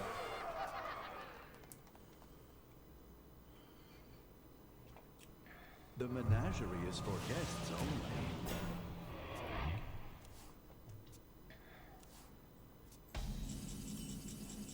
Pushing board initiative, pushing damage. Win game. Pay attention, class. I'm ready to learn. I'm ready to do as you say. Instructions. Keeping the giant healthy seems pretty good. Swipe clears get less viable. Swipe clears are less viable, then we win. Order? No, no, no. We can't do it the other way. Doesn't work. The other way.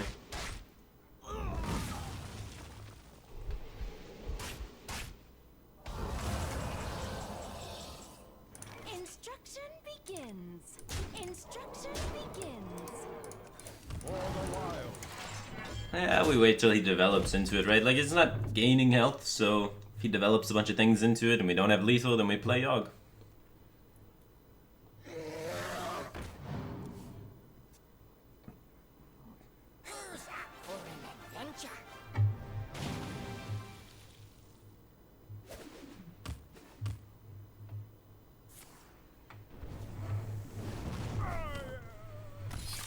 Beast Druid.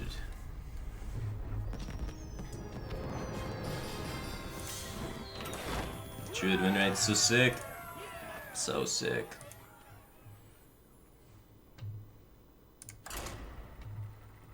Could hit legend.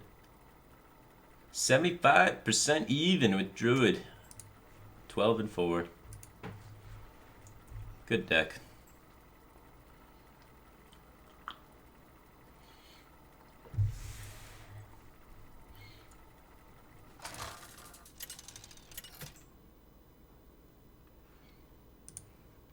Malfurion. Hunter? It's a good matchup for us. Let the hunt begin. I must protect the wild. Roots is pretty good to keep against Hunter. I don't think we want two of them though. Still want to be trying to find, you know, wild growth innervate, all that nonsense.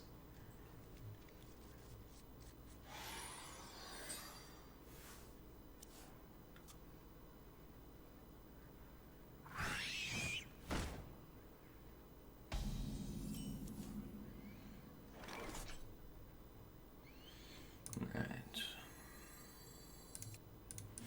Coin wild growth. This goes on the 3-2. Hero power kills that guy.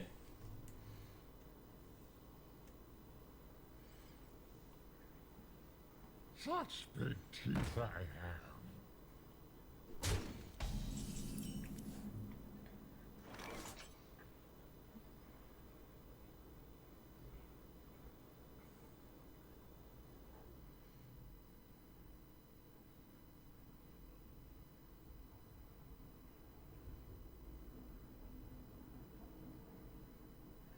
What to do?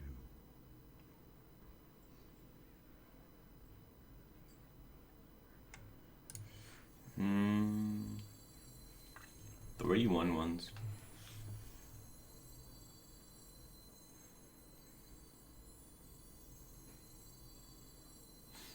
So option one, this is Animal Companion most of the time, right? He kept it off the mull while keeping these. So option one, we hero power this guy, then make the 1/1s. He plays Animal Companion. We swipe, trade both 1/1s in. We get to save the innervate, and we're on even ground against our opponent.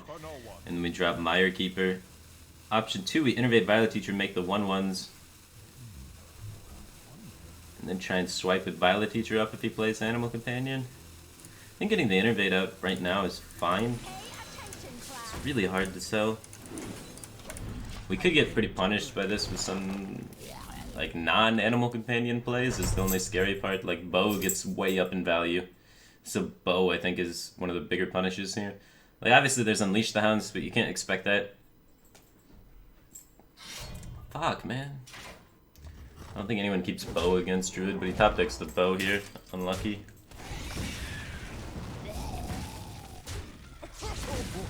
So yeah, that was the biggest punish with that play, I think. Biggest possible punish. Land serves me. you say. Feels bad, man.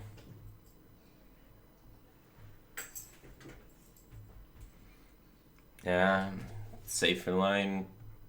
Safer line we come out even instead of ahead. But even going into Hunter's turn 4 is really good for Druid.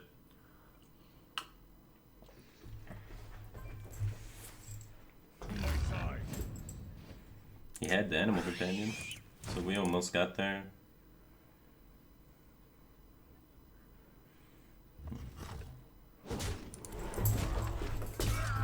He trades for me. It's interesting. By interesting, I mean bad.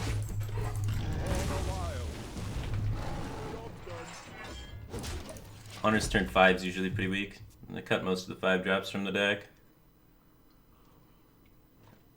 Even on 5. Almost 7 mana to develop into his 5. Not terrible. Not terrible.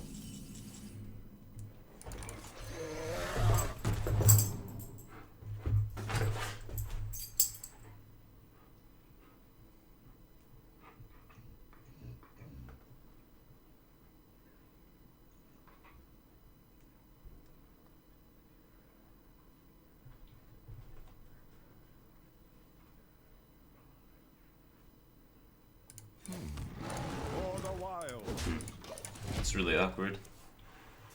I don't really want to just blow all my resources. I think stabilizing Malagos is a good way to win this game. I let the dogs out. Second swipe.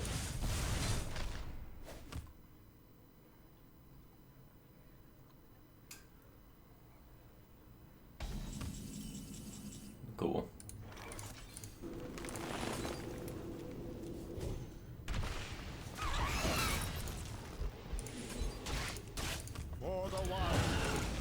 Next turn we can just Malagos Moonfire his guy. Doesn't have Deadly Shot, we win. If he does have Deadly Shot, he's Deadly Shotting on his Call of the Wild turn. Tonight, a tale of true terror. Such good teeth I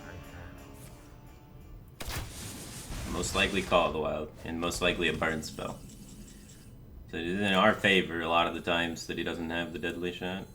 It's usually a 1-up if played at all. So it's a risk I'm willing to take. Our other alternative plays are garbage, especially in the face of Call of the Wild. So we want to do something that's at least decent against Call of the Wild. And Malagos got a big ass to trade with some Call of the Wild.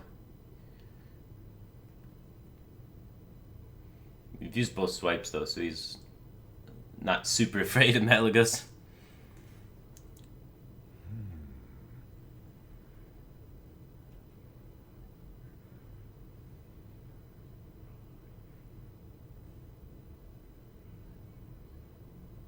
I let the dogs out.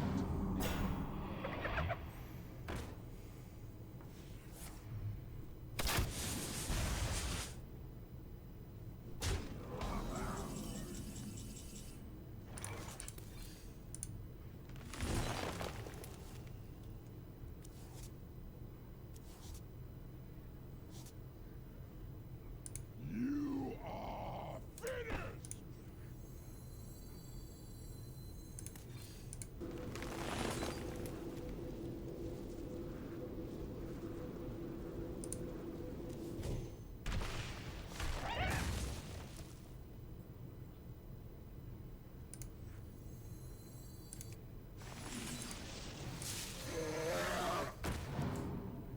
You are Ouch.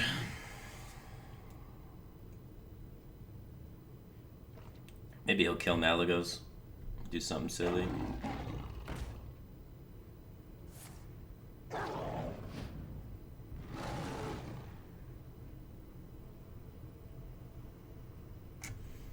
We have 1 Roots, 1 Moonfire left. 2 Raven Idols. 4 cards remaining. They could all potentially give lethal. Well, I mean, we need a combination of 2 of them. Let's do some trades, which is good. We buy time. Moonfire.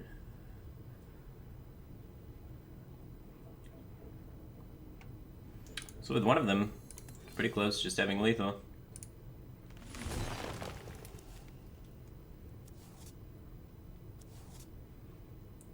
Four more.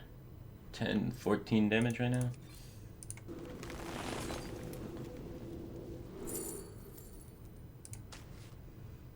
You 19 damage.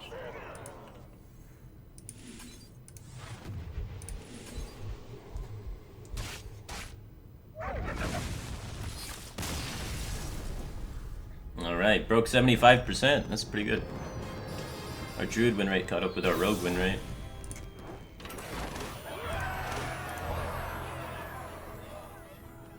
So, on the climb to legend, we were able to go 71.4. This was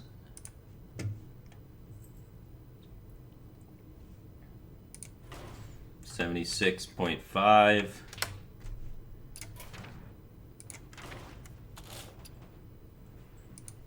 $72.7.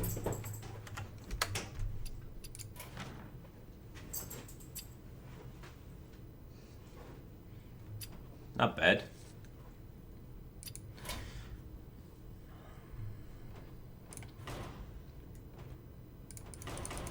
Now I guess we play garbage decks, ruin our ladder rank.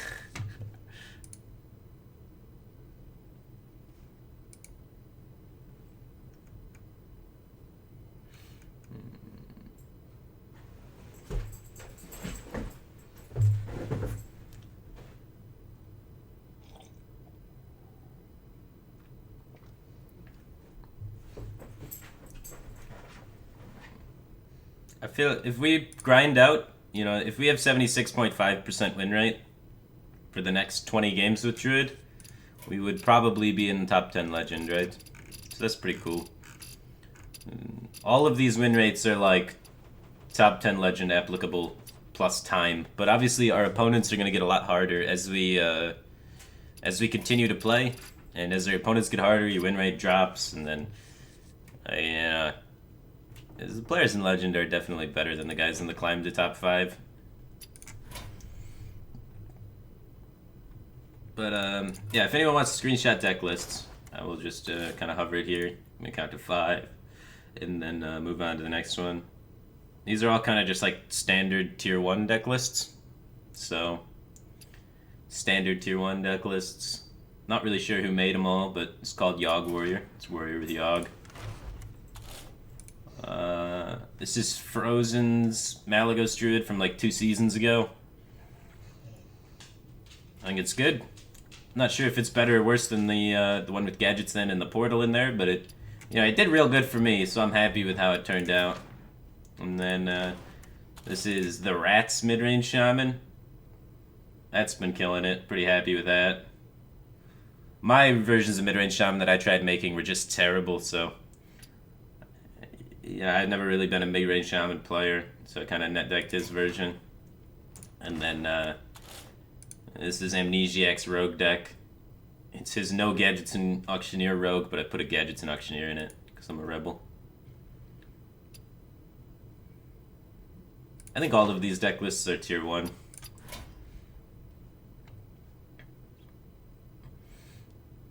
Now, what do we play?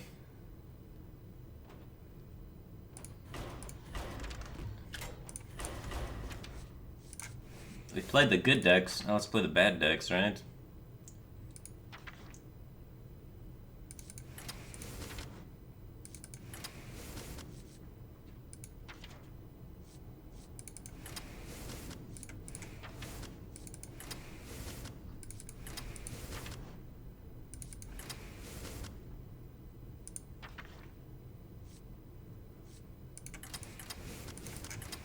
Do I have 2 Tyrians?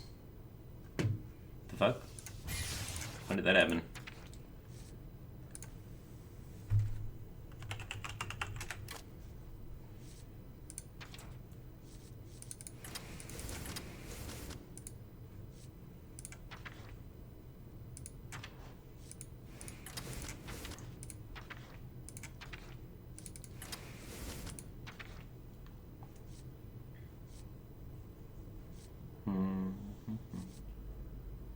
else do I want?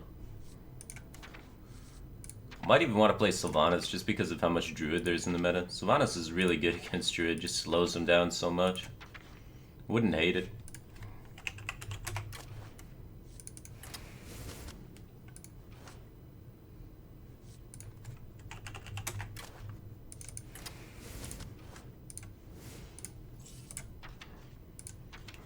Druids and mid-range shamans. Sylvanas sucks against mid-range shaman, but we should do alright against mid-range shaman regardless, just by what our deck is. And then the Sylvanas should help us out against Druid. It's not great against Warrior, but we should be able to beat Warrior every time anyway. So the most common things I verse are Druid, Warrior, Shaman, and Hunter. Sylvanas is really good against Druid, which is the most popular thing I face. We should automatically be able to beat Warrior anyway, because we're anyfin Paladin, and we just beat Warrior. Shaman has been predominantly mid-range. Mid-range Shaman is typically pretty weak against anyfin Paladin because we have so many strong board clears, and then we finish with the big OTK before they can take us to fatigue or anything. And then Hunter usually isn't too bad of a matchup. It's pretty bad, honestly. Yeah, I guess that's the big issue with this deck right now, right? Is that it gets farmed by the Hunter. Is there any way to make Hunter a little bit better? The second Forbidden Healing might be just right because of the Hunter popularity.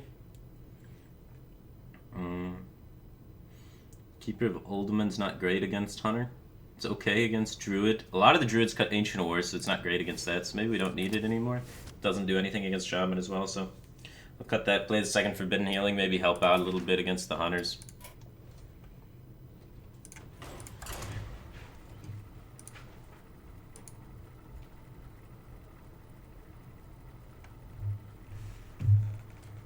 Barnes.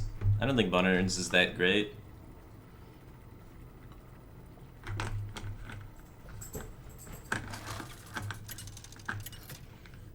Forbidden doesn't do well against Hunter?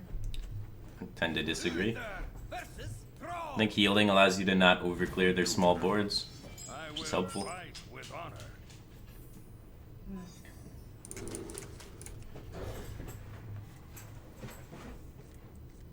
I'm not talking about making the matchup favorite, I'm talking about making the matchup less bad.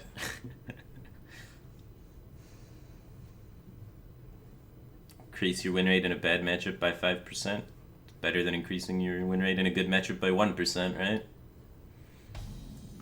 Depending on popularity counts, but...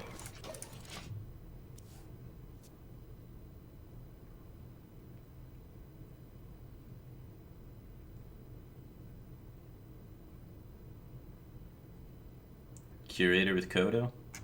Curator with Kodo is really slow though.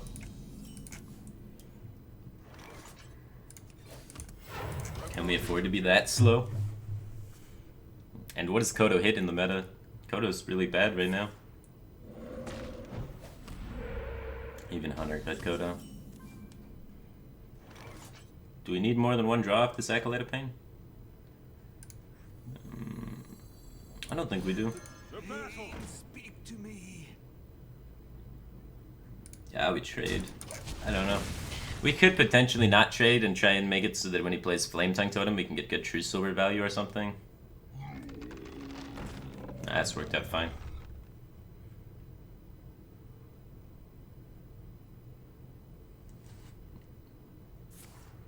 Aldor Kodo's not good right now either. Not very many decks are playing big things. Most decks play small things. For justice.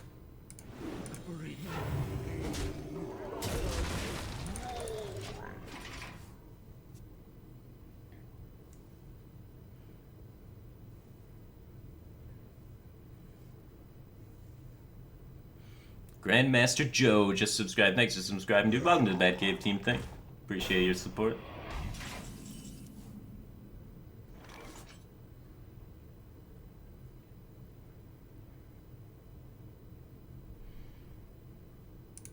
Bring the pain. For justice.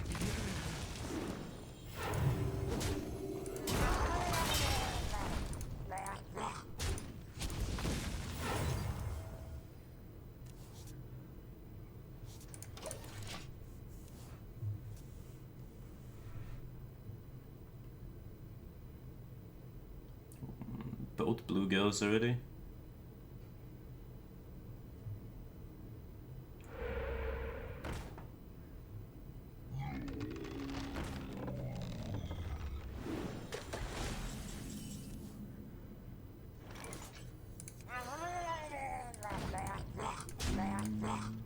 Doomsayer seems likely to go on. Seems fine. Kill my own bluegills, stop a turn from him, be able to develop Ivory Knight for free.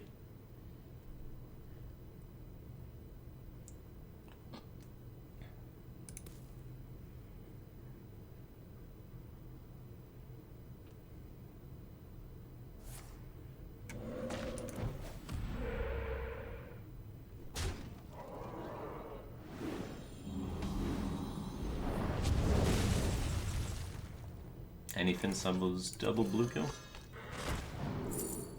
GG.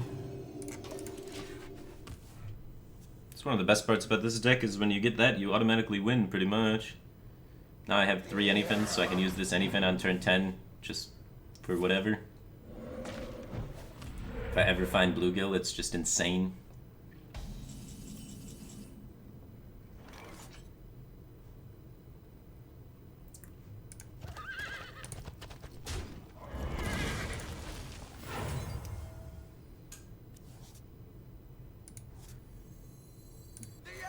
Yeah, I'll buy a turn. Hopefully we find the war leader.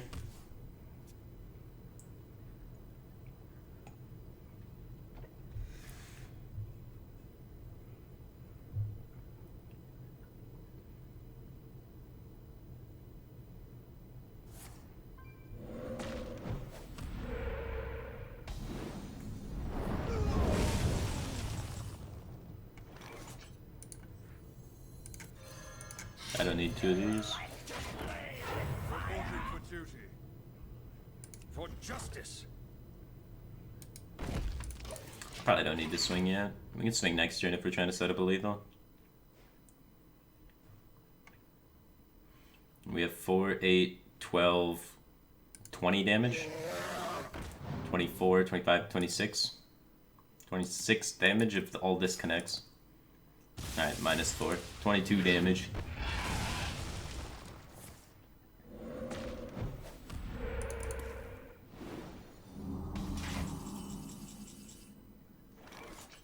For justice. We just need to wait until we find War Leader and then we win. So, waste his time, find War Leader, win game. 2 War Leaders, 12 cards.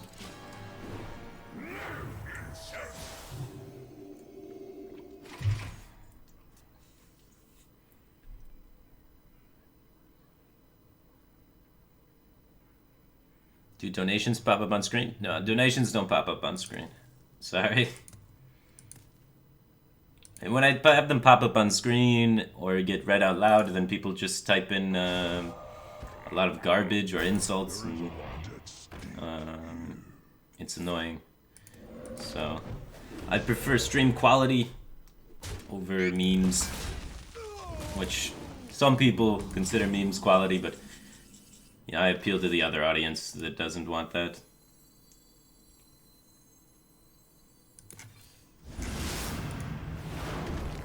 I have no time. For justice.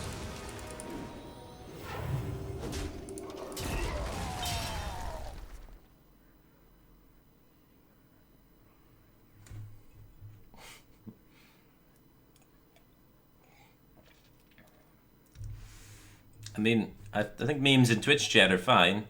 I just think there's a lot of viewers that don't participate in Twitch chat and just care about the stream and just full screen it. And for those people, I don't want stuff they don't care about just popping up on the screen.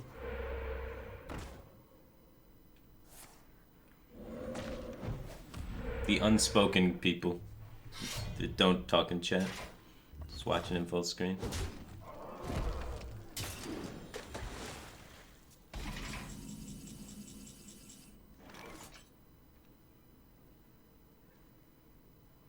Let none survive.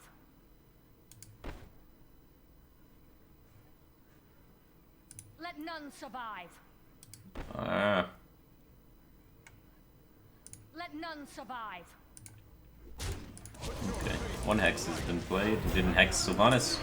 So a lot of the times they are actually just saving the hex for Tyrion, but he's got 2 minions he wants to hex on the field now, so it could work out. My totems! My pretty totems! Did you bring some fish?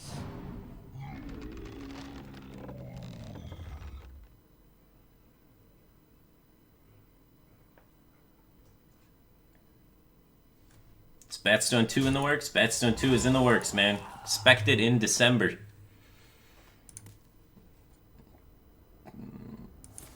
Trying to get budget approved for all of 2017. So expect a lot of Batstones. Hopefully. My pretties! Oh my.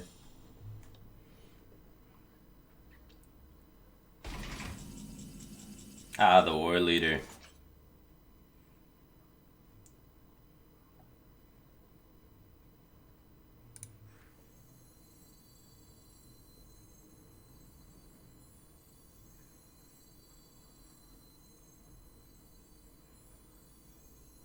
I wonder.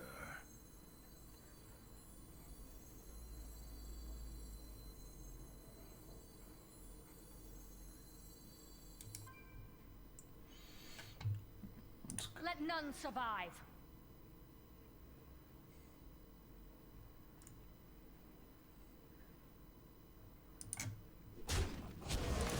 Test me, child.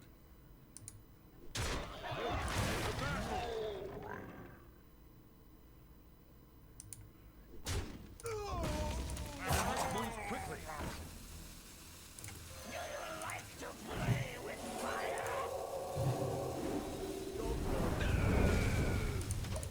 Move quickly. Take a defensive line and then just set up to anything into anything. That's as defensive as we could get.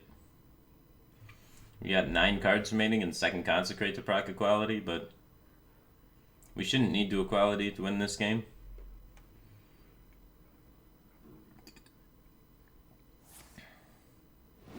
My pretties!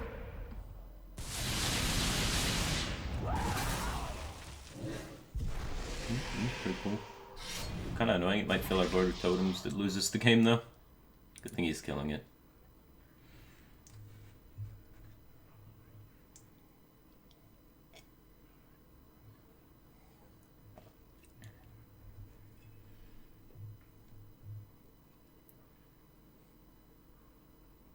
I wonder. There is little time.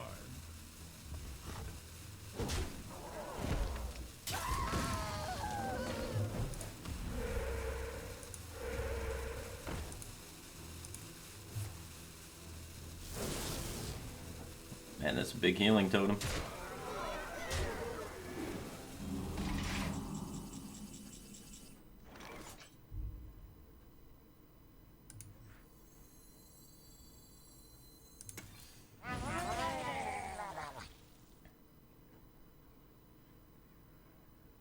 For justice. So, how much damage is the next anyfin really? Next anyfin is going to be 2 copies of this, so 6 times 4, so 24. So plus the weapon swing will be lethal. So we force him in a situation where he has to taunt. I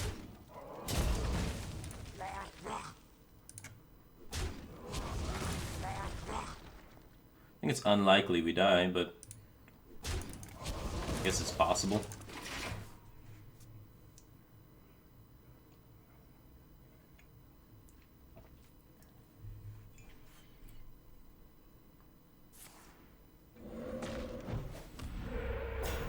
Stops the lethal, but we have the 3rd anything in there eventually.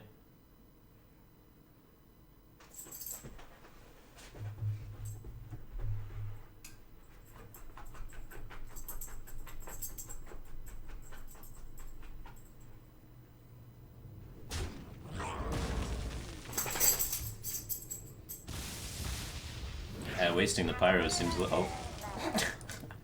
You better kill that. Oh, even if he kills it, I get it back. Oh, that's unlucky.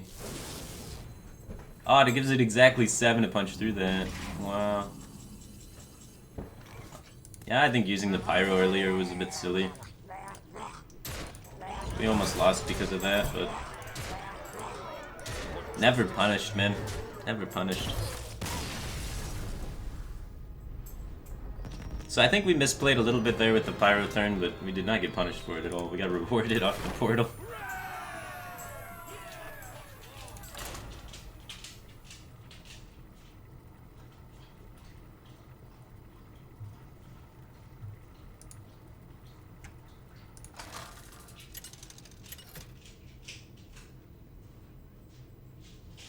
Uther versus Valera.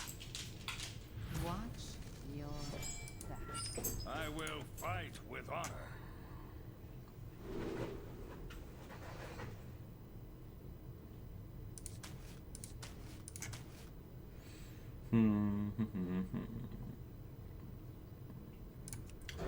I like keeping blue kill.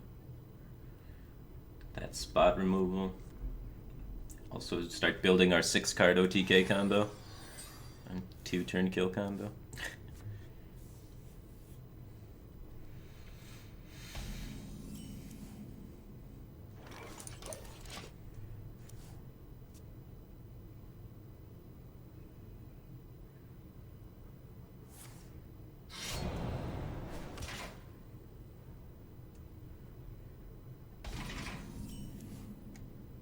I want a Doomsayer turn 3.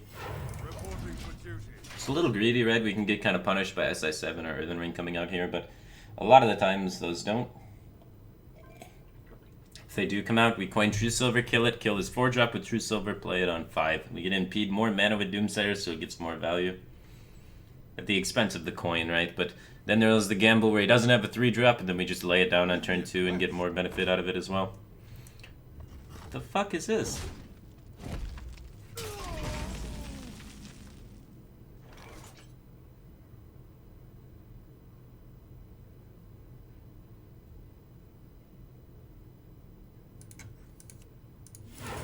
For justice. Well played.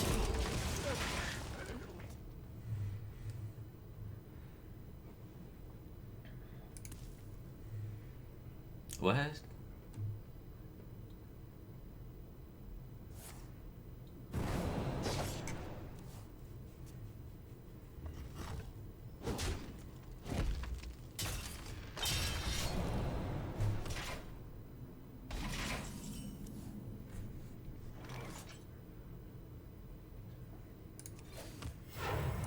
Oh, we want to still impede the development of turn 5. Turn 5 is usually pretty good for Rogue, you know?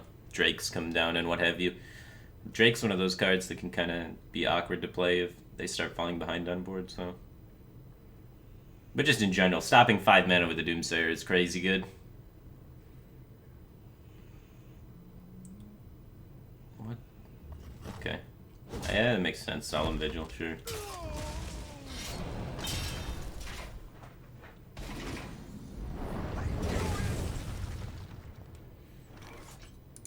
Got 2 Acolytes, might as well lay one down. Even getting one is fine. Are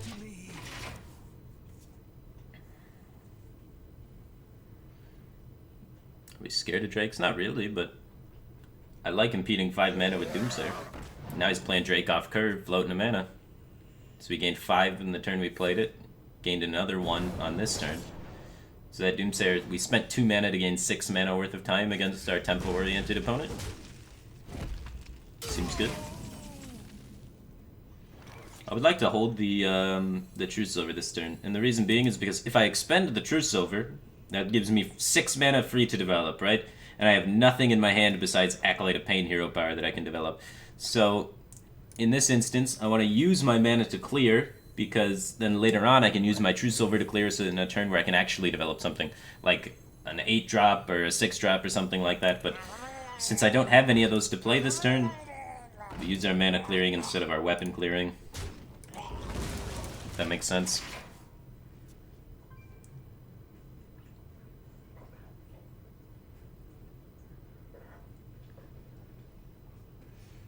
So now, later on, we play like Light Lord, and then swing with the weapon. Or hopefully we find something here we can play, like the 6-drop. Ivory Knight, and we kill this guy and play Ivory Knight. Unlucky. Maybe we want to set up double Consecrate. Makes equality kind of bad off the top, but I don't think we want to swing at that either. It's just kind of a weak minion. Try and get the Doomsayer to go off without swinging at it. Might be greedy. Reporting for duty.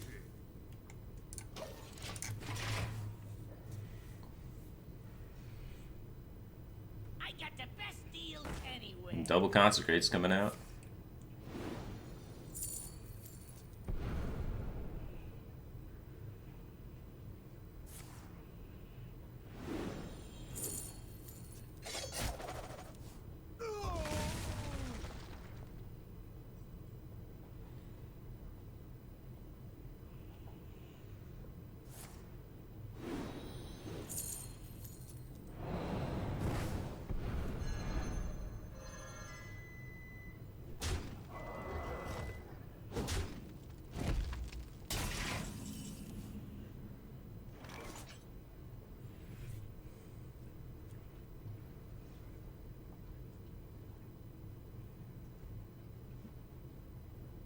Don't want to use double Consecrate.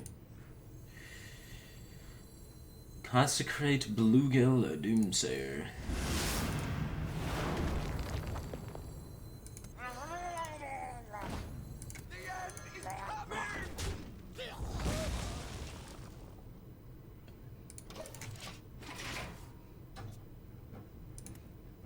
Got pretty good odds of sync damage into this Doomsayer. Or for him to use second Sep. Second Sep Tyrion's just insane. If we swing the Truce over there, we can almost guarantee he uses the second Sep. Or it plays nothing. He can't use the second Sep. Wild Pyromancer or Equality. 3 out of 17.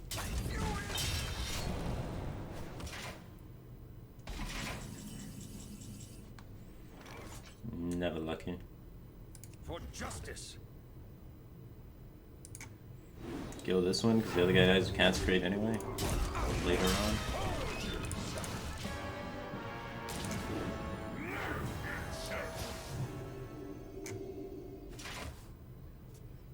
No Equalities, top half a deck. Hard to win without them.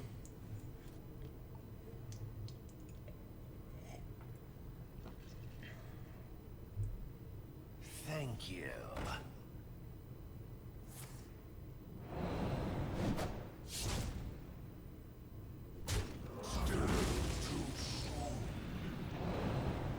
The Brotherhood shall Uh-oh. prevail. Where's this Equality? Equality, please.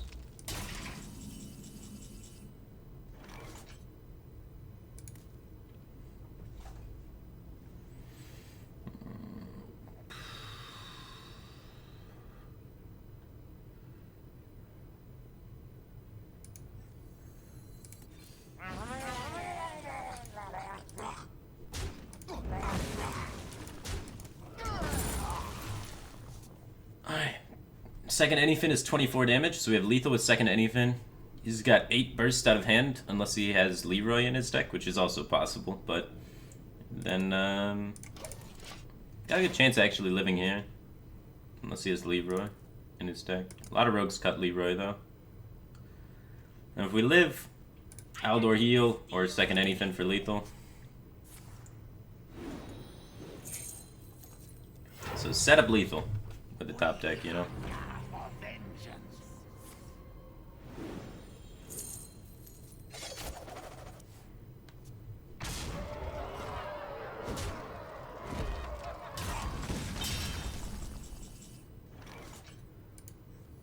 Follow the rule.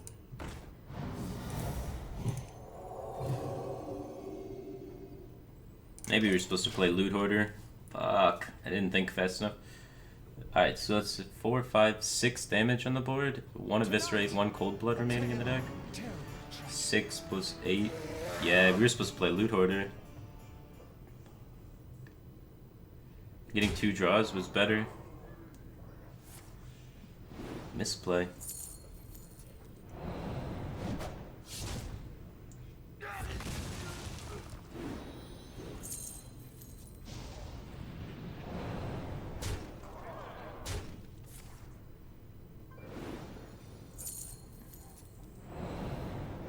10 damage in his deck if he runs Leroy.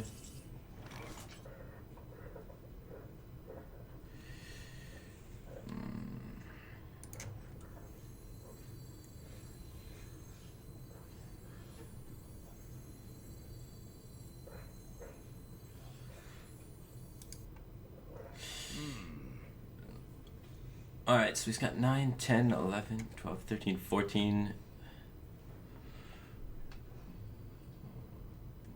One Eviscerate.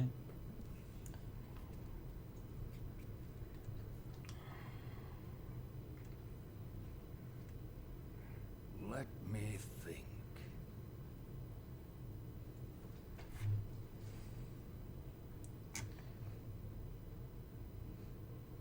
I must move quickly.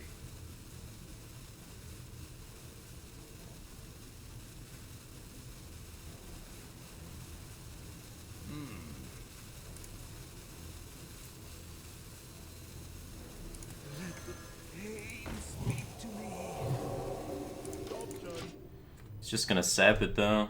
If we play both, we could die though.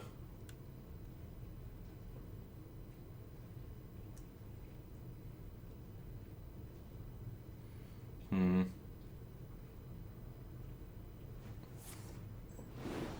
almost out of cards.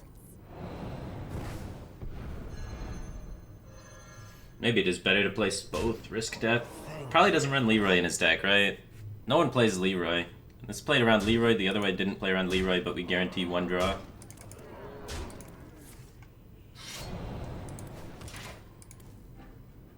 Double equality, one anything.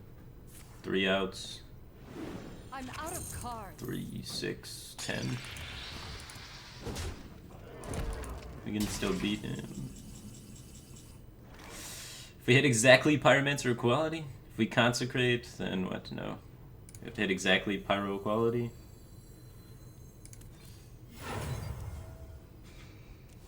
I don't have enough mana. So close. No equalities. Top 20 cards. No second anything for the lethal.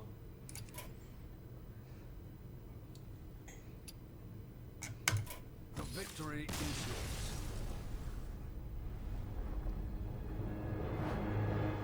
Unlucky.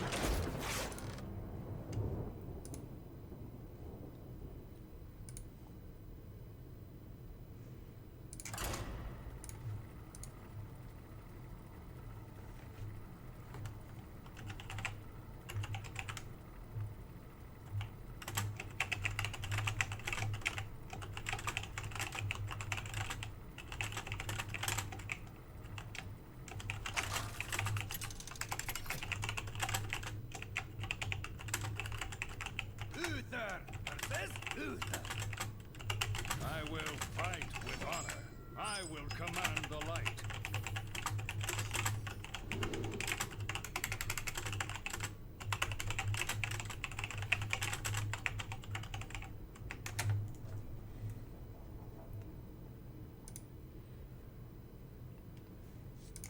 When's next Betstone? To be announced. Expect around December time.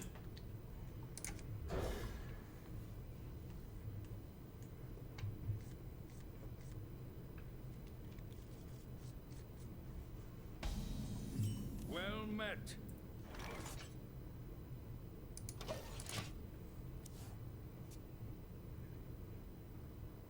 Who's up for an adventure? Aggressive Shaman? No, this is a Paladin. Aggressive Paladin. Shit.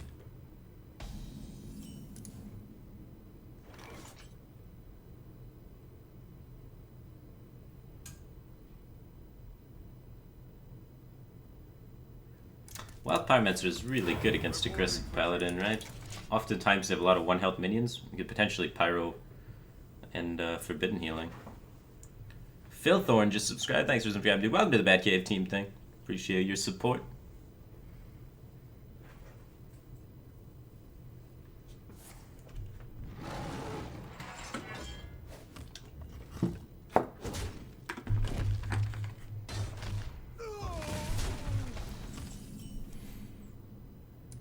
What the hell is going on with this Druid Paladin?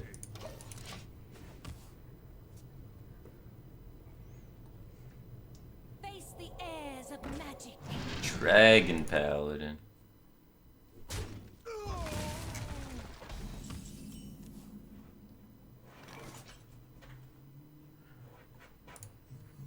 think this is fine. I don't want to keep taking damage.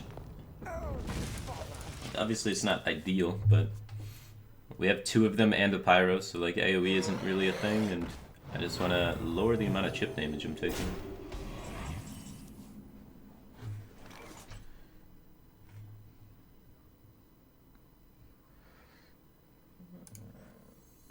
Follow the rule.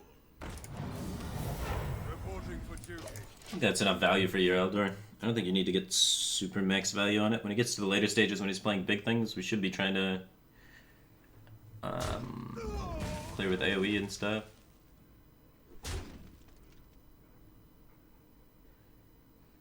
I wield the power of black.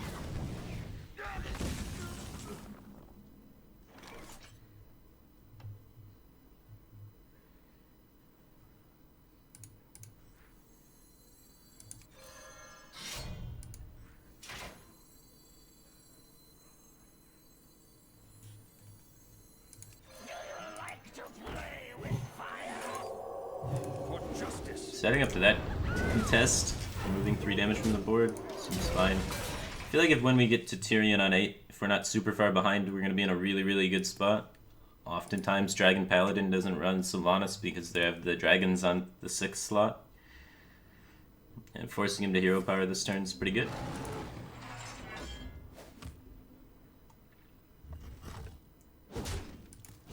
We have the draw for more steam later.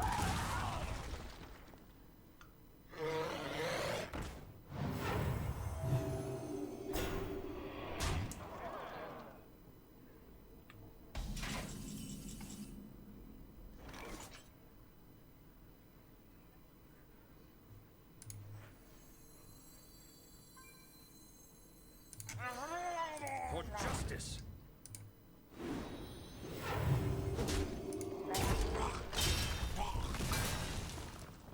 I think I'd rather play the minions than take the draw here. I just want to be contesting his guy. Reporting for duty.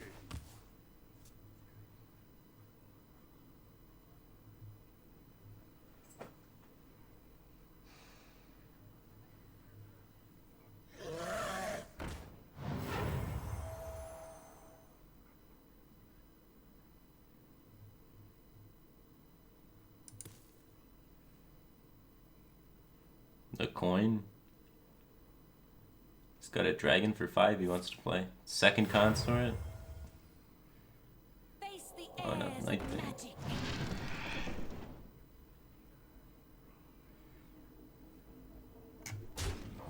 Trades to play around the vigil.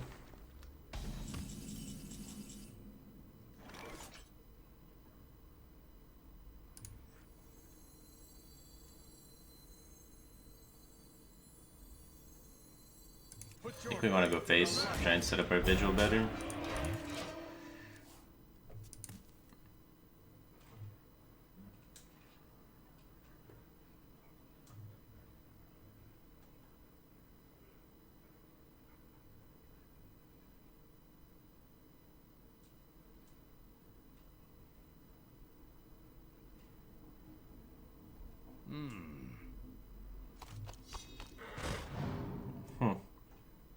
Fits Ivory Knight in his weird Dragon Paladin deck thing.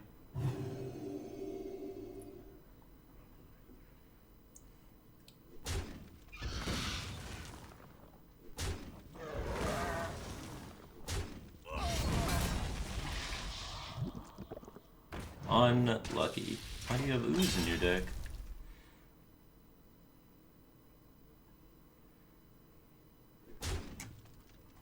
must move quickly. To battle.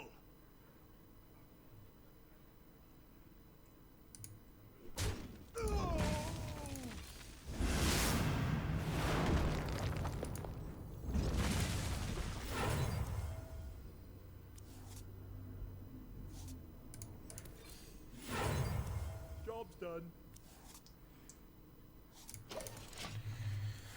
One Bluegill, one Finley, one War Leader. Once upon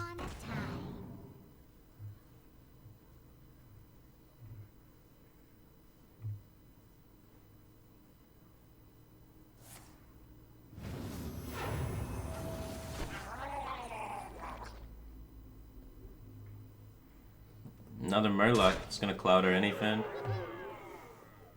It's unlucky. It gets buffed if we try and play anyfin to clear next turn. So that removes that option from our arsenal. Probably have to Pyro Quality now.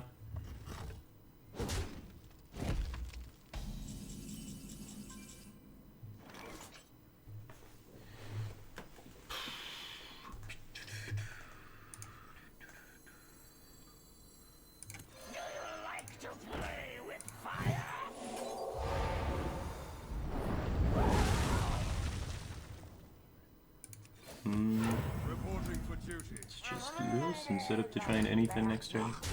We get the 2-1 from his side, and then the Finley, 1 War Leader, 2 Bluegills. Well.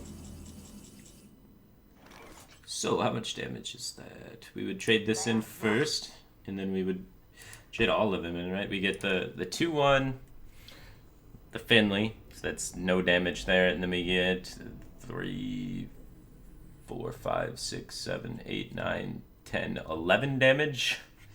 We only get 11 damage, so we can't quite kill the Malagos that way, so we do have to, I think, Equality this turn, and maybe just Doomsayer set up for the anyfin next turn.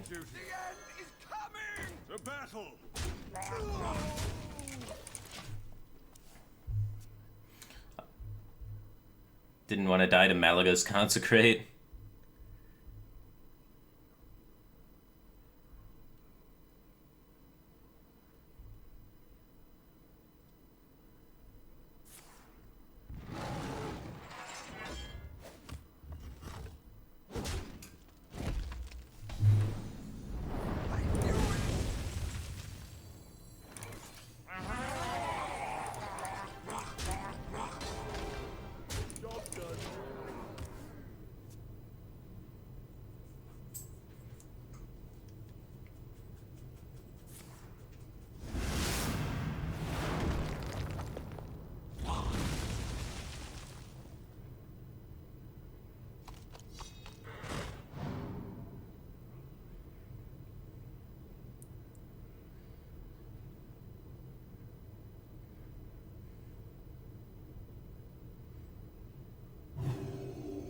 One.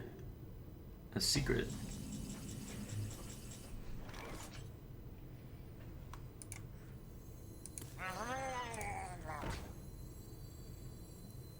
Follow the rule.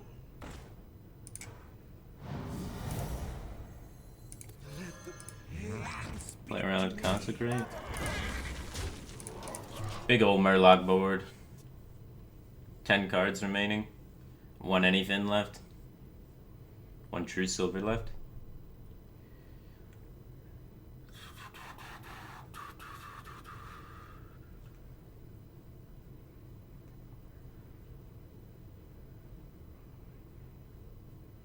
I wonder.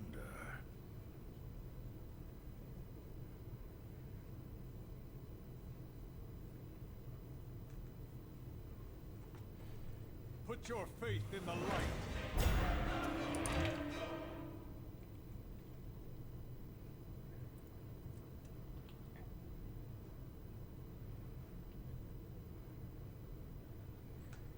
Well.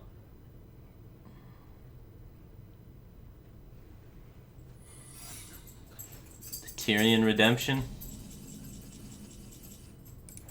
Bring the pain.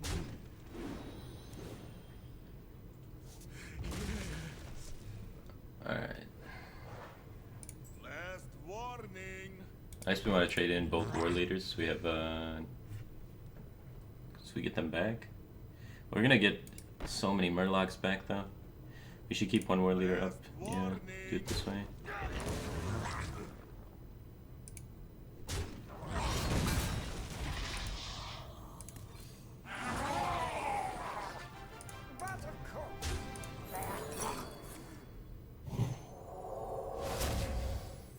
The victory is yours. Alright.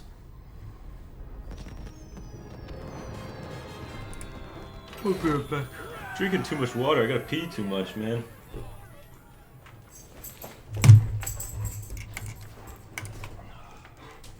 You go outside too? Outside?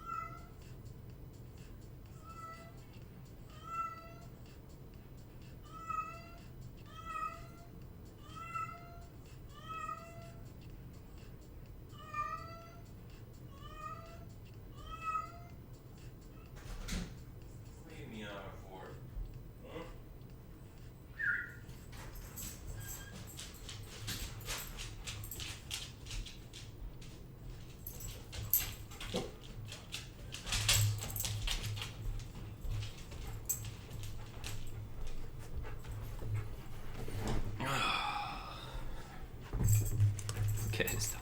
Cat wants to go outside. Cat's not allowed outside.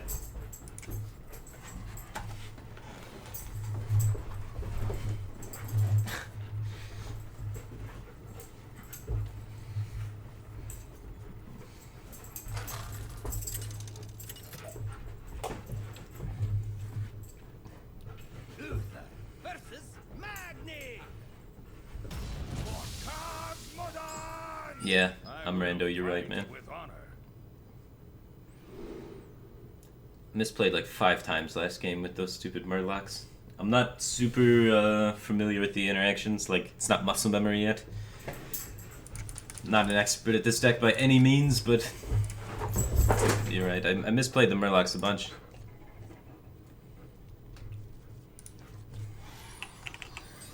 Oh jeez. My girlfriend just told me she's got to bring a dog home.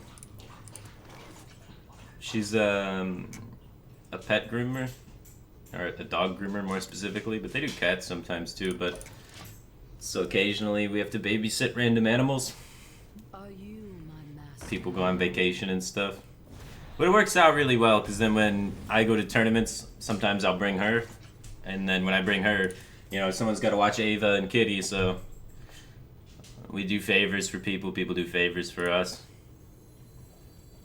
But we gotta watch a big dog. A big dog's coming over. I wonder.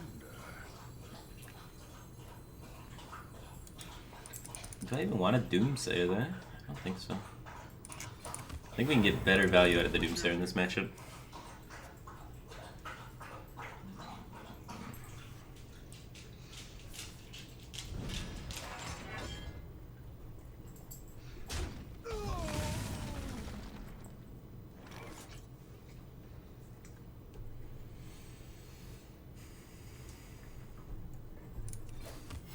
Reporting for duty. Play the patient game, you know? Cthulhu needs my seal.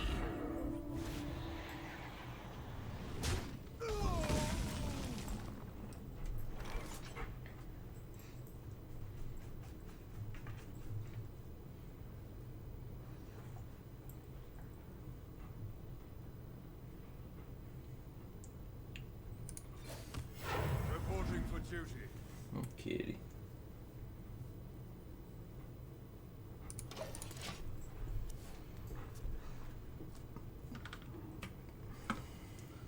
Do you have the artifact?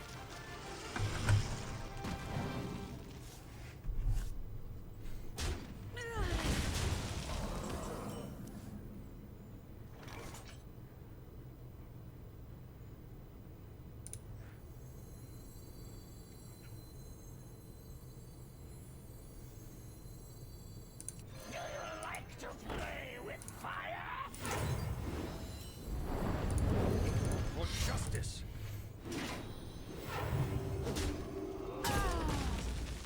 How do we kill our own Sylvanas? I guess we don't. We just wait and then save it to cockblock his Cthulhu in the late game, right?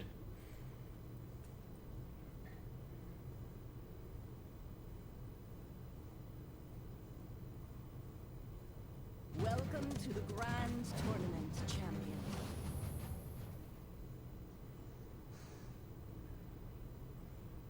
He should probably trade. Damage is kind of irrelevant right now, and it would stop my Solemn Vigil from going off as easily.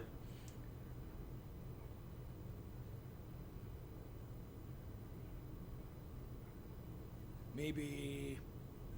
No.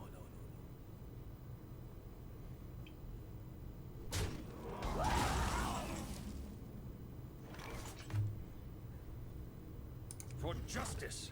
Cthulhu's at 10, and it's turn 7. Ideal time. Not quite ideal to get value out of Doomsayer, but semi-ideal. Ideal time would be going into our turn 8, but we will be able to get the Solemn Vigil off now Reporting for much duty. more easily. And we cock block 7 mana instead of earlier when we were only going to cock block 3 mana and kill a 2/3.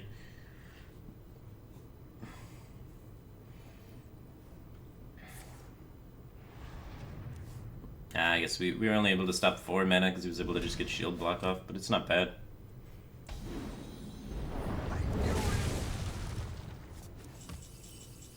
Ooh, I think that's actually better than going for the Vigil. Just push so much damage. Right after the shield block too, just able to rack that armor count back down. We'll have other opportunities to Vigil. May not even want to try and do the fatigue route, but I think it's better just to be aggressive with drawing. But he did get Justicar super early, so he's gonna have a lot of life.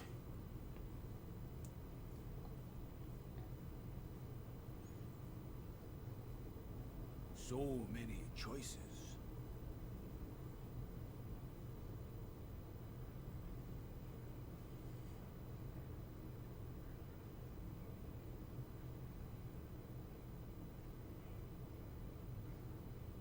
How does this kind of deck work without Tyrion? I do play Tyrion, but if you don't want to play Tyrion, you can play like Enter the Colosseum and more draw, and just try and cycle faster to your anything combo and clear more. You play more like a Miracle sort of combo thing instead of or a Freeze Mage kind of style deck instead of the grindy Paladin.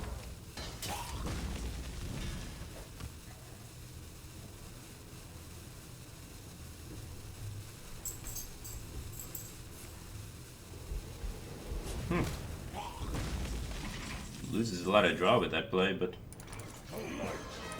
doesn't take any tempo. That seems good. He's used one shield slam, no executes. Odds are it's gonna die, but it's always gonna die.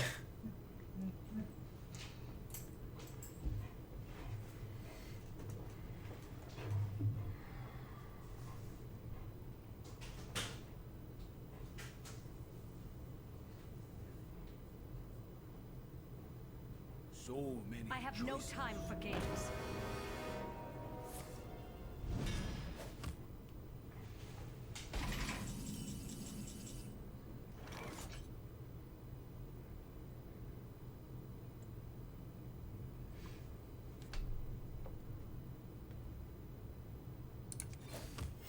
Reporting for duty. Die, insects! For justice.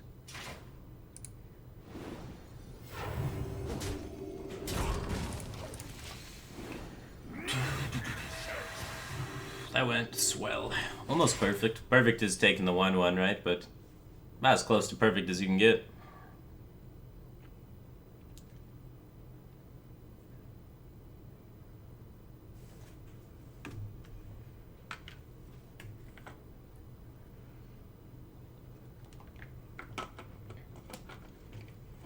So many choices.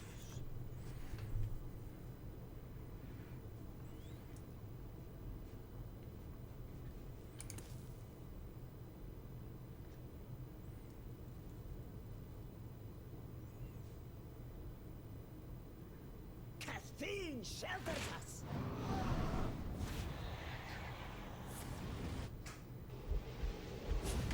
Still too soon.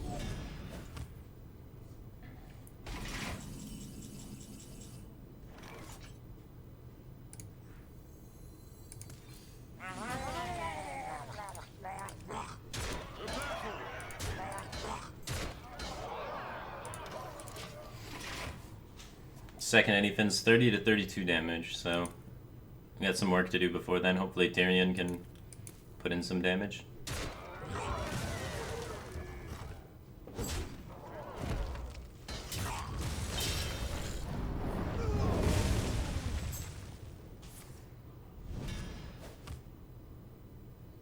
Cthulhu is my shield.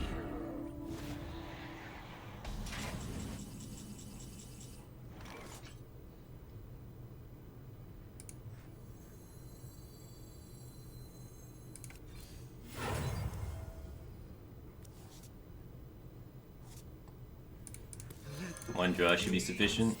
I'm gonna pop the bubble right. True silver into the guy.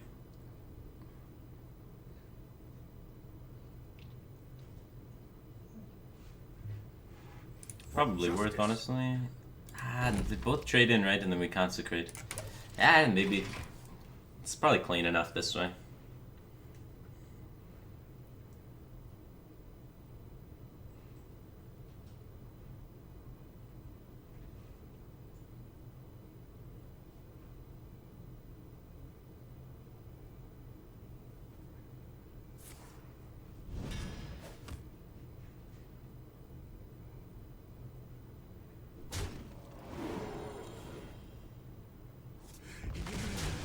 .34 damage currently. 34 is not gonna cut it. See if we can get the third anything in this one. Not meant to be. The battle!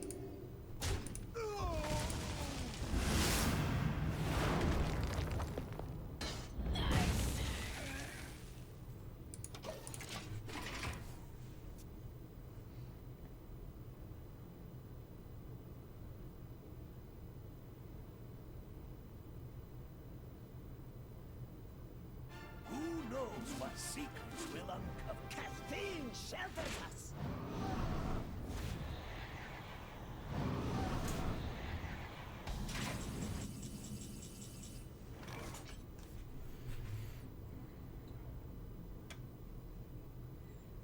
For justice.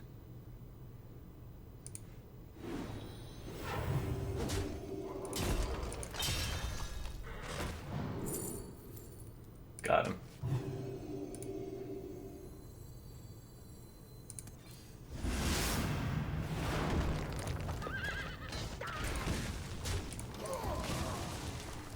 Alright, now we have 60 damage.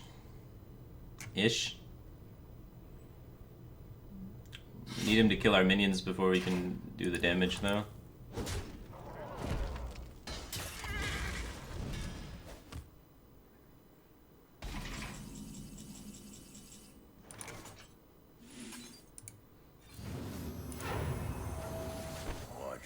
I have no time for games. Brawl. And then anything into anything.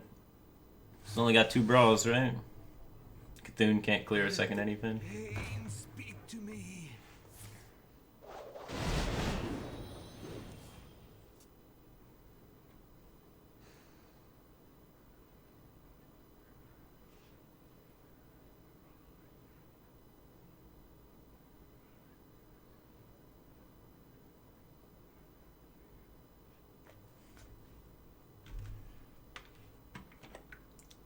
Maybe. No.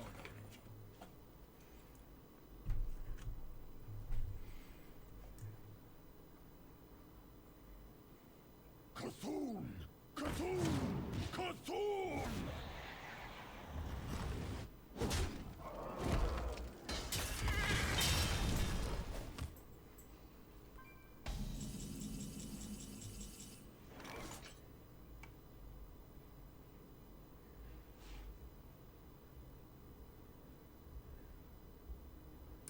Cha-ching.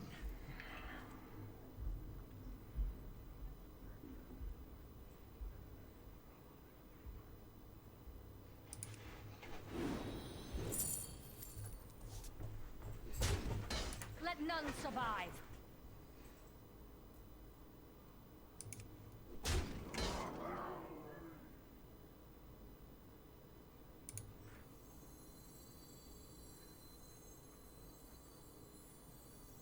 We should be able to kill him in time now. He's used both Ancient Shield Bearers, 1 shield block.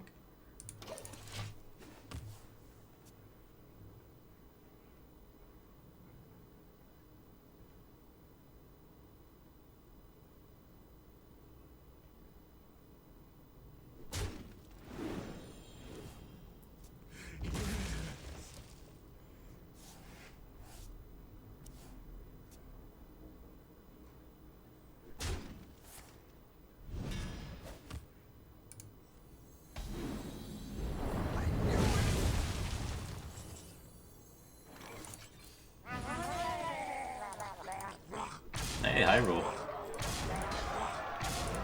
Hit 32 instead of 30. You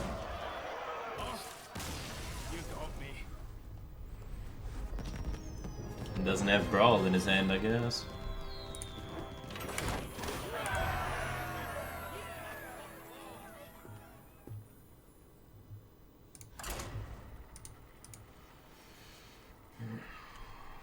Paladin 3-1. On track.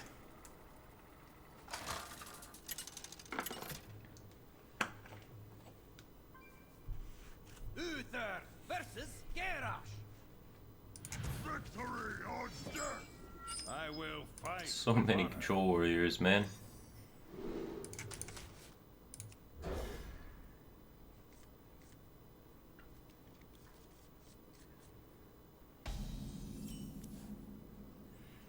Is playing the anything from Ivory Knight the correct play? If I play the anything from Ivory Knight, then he concedes instead of trying to drag it out, so I like it.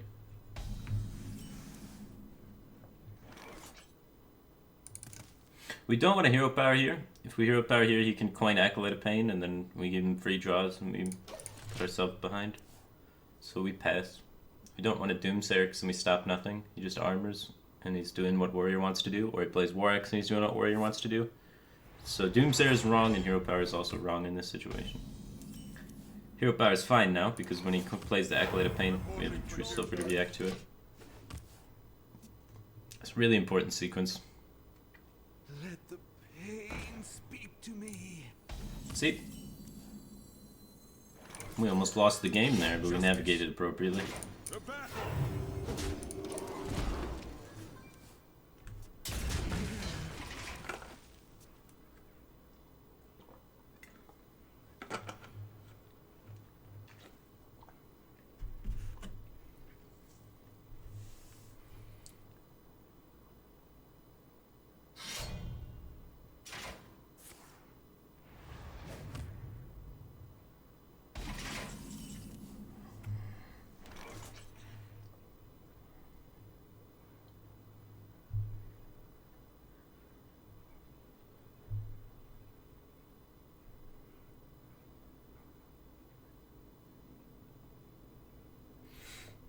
Is one draw good enough?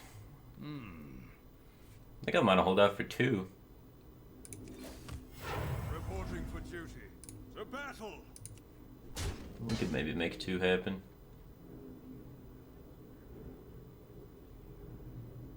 I think we could.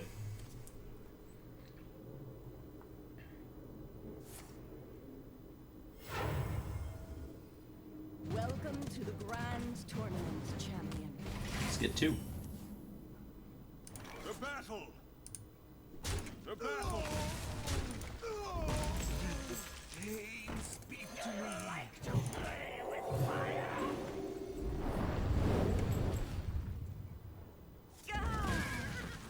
Could go for 3. A hand does nothing.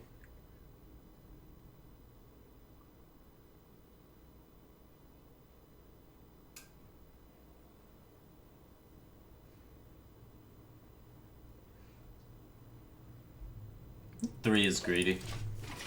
Forbidden Healing's worth something, especially when it's our second one. Cthulhu! Fuck, man, more Cthulhu. Cthulhu! Cthulhu Warrior is kind of a tricky matchup. Why so many Cthulhu Warrior?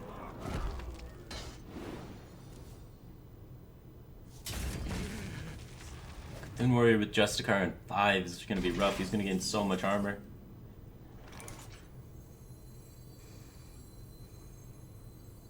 The end is coming! Reporting for duty. Second Disciple of Cthulhu is the punish if we don't kill this. Let's see what you got. Not second Disciple of Cthulhu.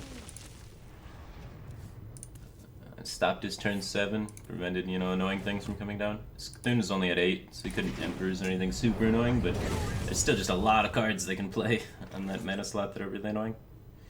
We got 2 off the first Acolyte. Our hand still does nothing. I think we just need to cycle this for any card. If we go too slow against him, we're going to lose because he has Reporting for duty.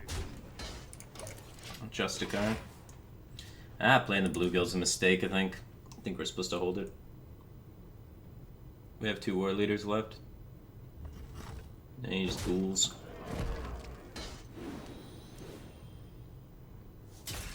Yeah, that's solid misplay.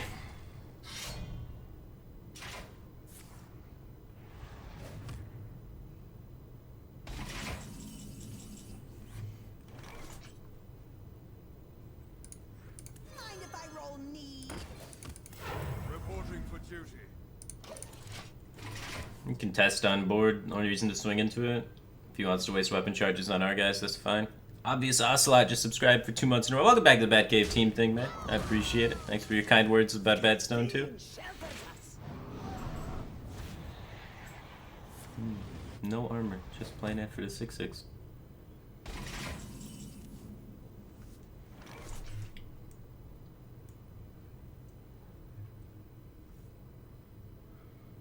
To battle!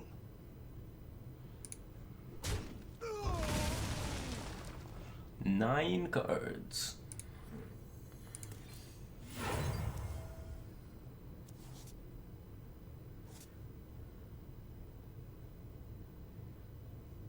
If I play Sylvanas, he loses his guy and loses a Warx charge, but it doesn't really help us that much. So I think it's better just to do this.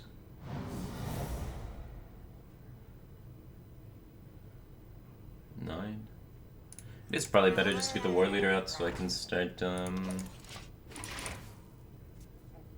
threatening anything pretty soon, and just because I might not have the mana to do it later.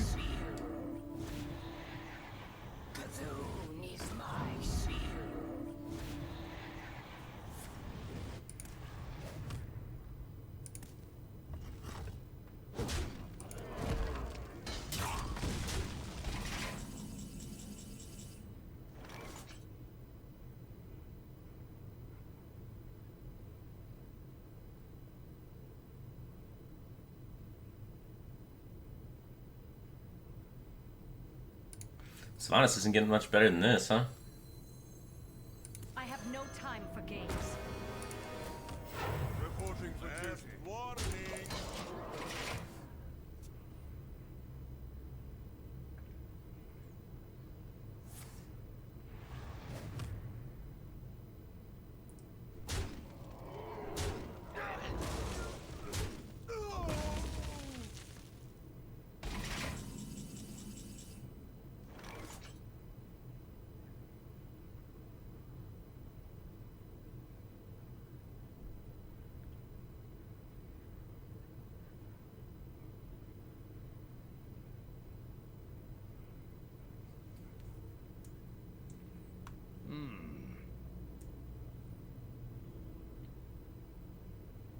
Let none survive.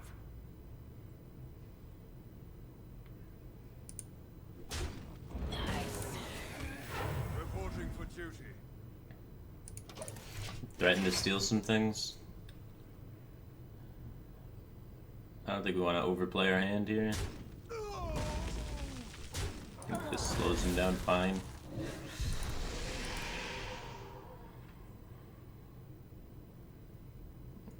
I need that Tyrion, man. We didn't have any mid-rangey pressure, so he was able to accumulate so much armor with his early Justicar, so it's going to be one of those games where we got our 22% to find the anyfin and gotta capitalize on it.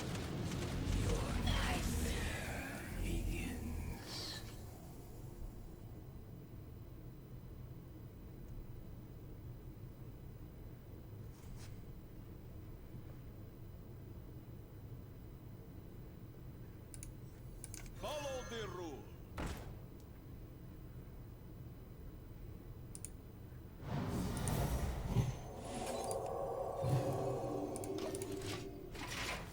I don't want to make it convenient for him to brand Doomcaller, so we'll make him commit more before we equality clear.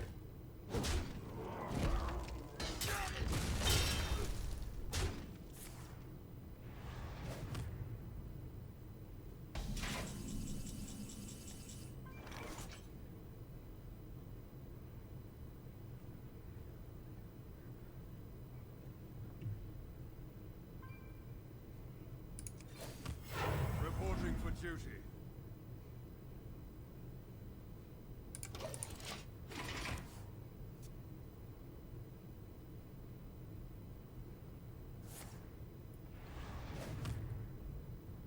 Both Ivory Knights buried, man.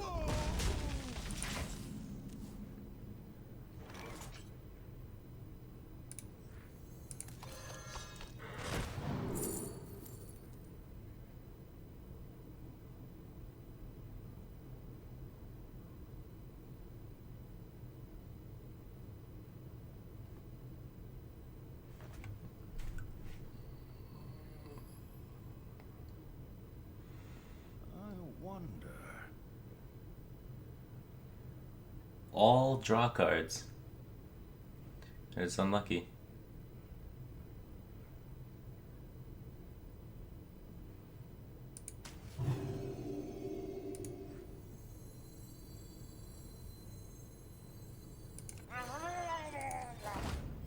Reporting for duty.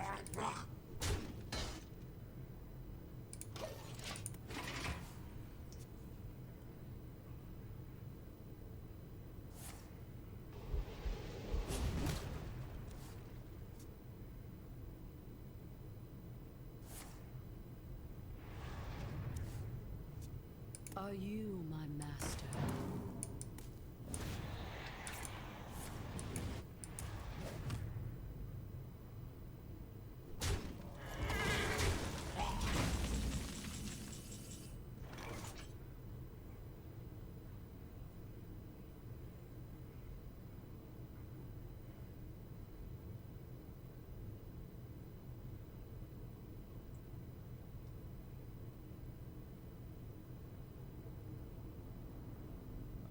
Wonder.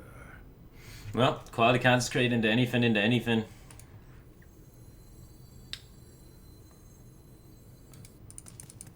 We'll probably just do this into anyfin face and force the brawl while he has minions on field, right?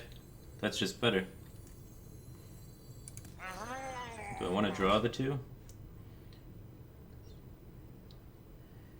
We would have to play Pyro.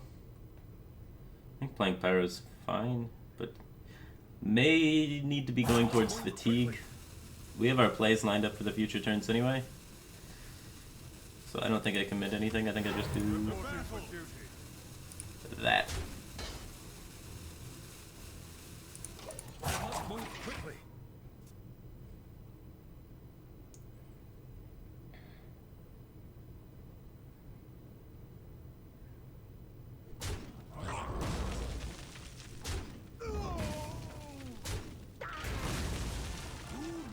Brand's gone now. I can't brand Doomcaller. And that's the board we want on quality for sure.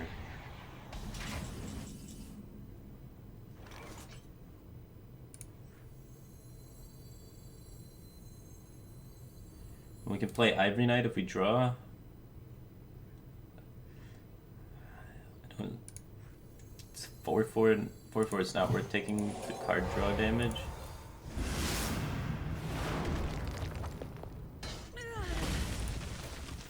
Reporting for duty. Do you like to play with fire? Ah, I probably should have swung. We have a true silver Antirian left.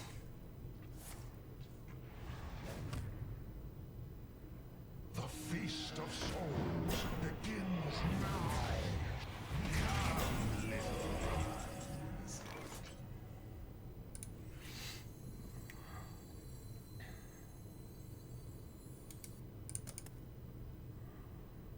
What else is left in his deck? It's just Doomcaller? I wonder.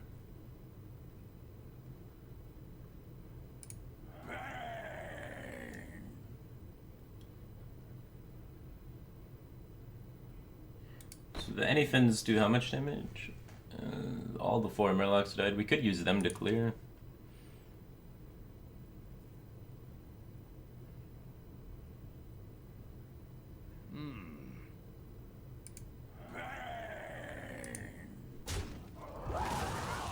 Move quickly.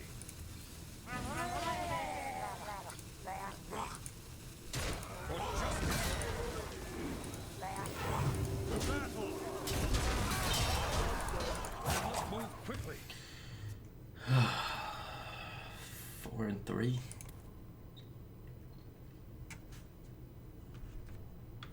I have no time for games.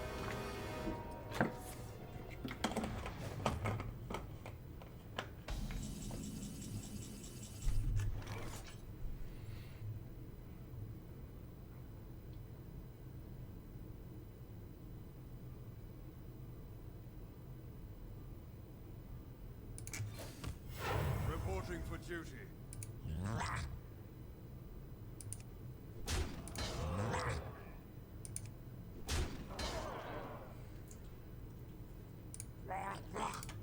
To battle.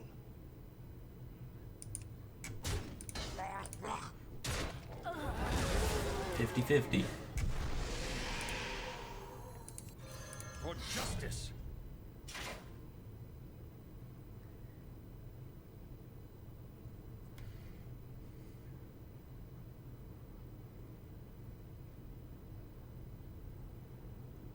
Move quickly. Ghoul, Disciple of Cthulhu, Let me. Acolyte of Pain, Slam.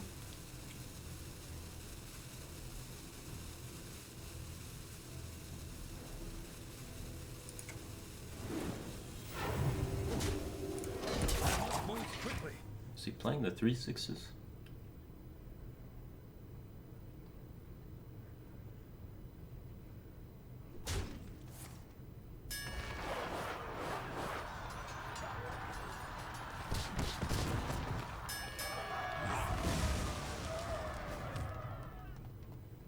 I'm almost out of cards.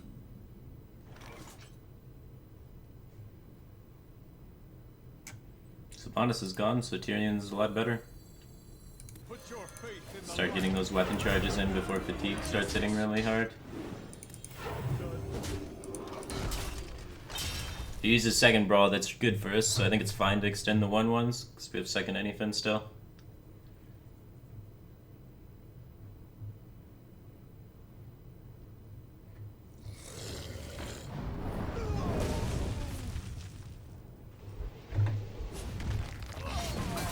That belongs in a museum. What are you doing? cards.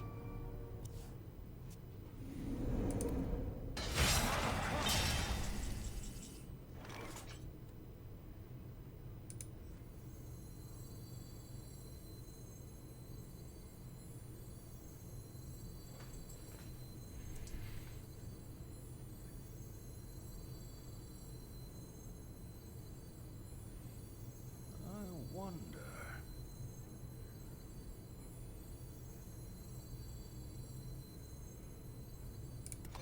Yeah, I think we just go for the clear things. It's It's really close.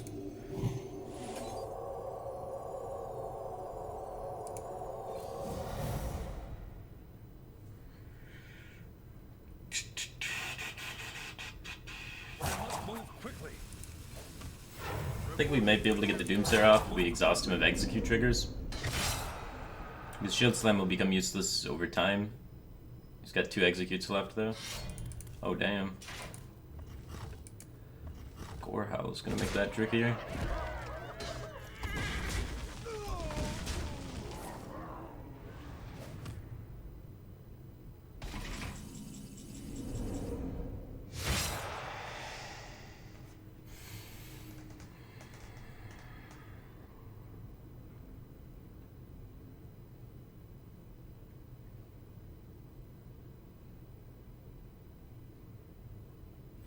So what's the game plan?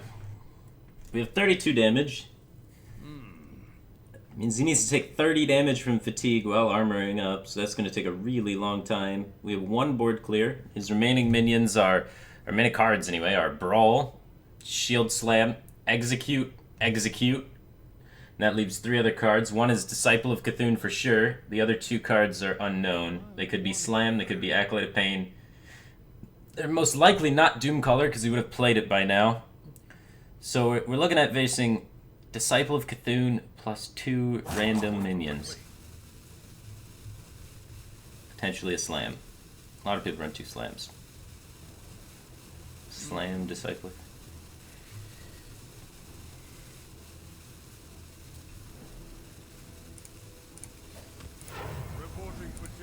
Like, it's really close to just being... Maybe we need to Equality Consecrate this. Maybe it doesn't get bigger. Maybe we're supposed to hold the Humility, then Equality Consecrate this, then Humility the last thing that comes out. Alright, that, I think, is the last minion. Shield Slam, Execute, Execute, Brawl. That's 4 cards. And then...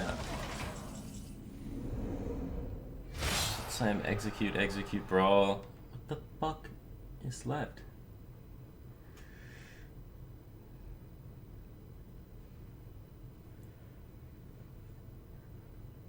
Like, if you have Doomcaller, you play Doomcaller, right?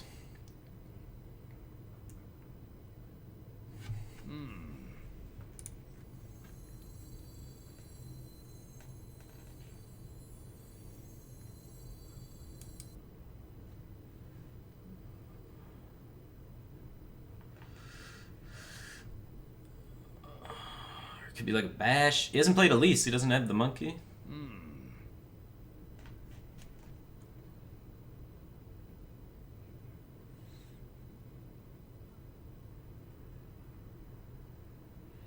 Move quickly.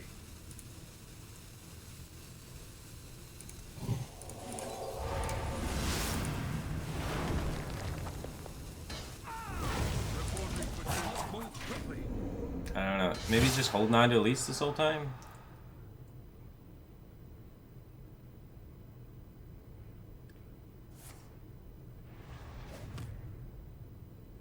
Do you have the automatic? He's just holding on to Elise the whole time, okay. Rip.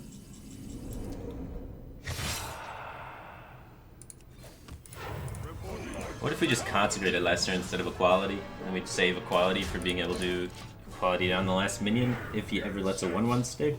So he has to, but he can just Gore Howl down the 1/1s forever and then win that way.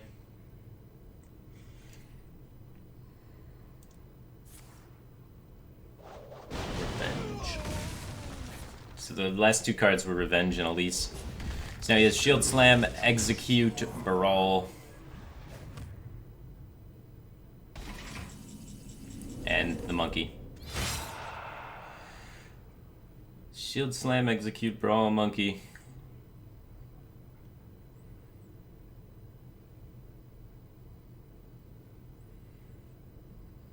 So we can't win.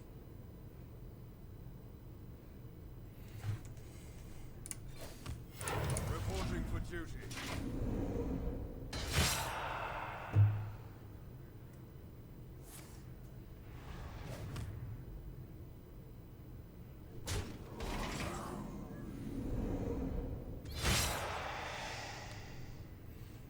5 plus 6 is lethal. We're dead.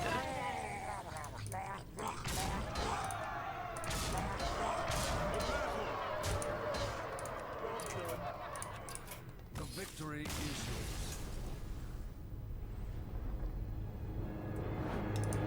yours. Drew too many cards.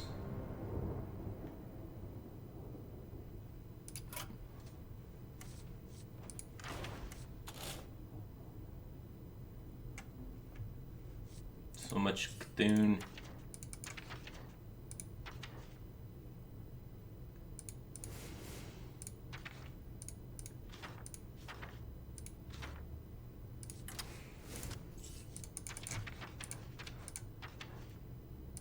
Too much Cthulhu Warrior.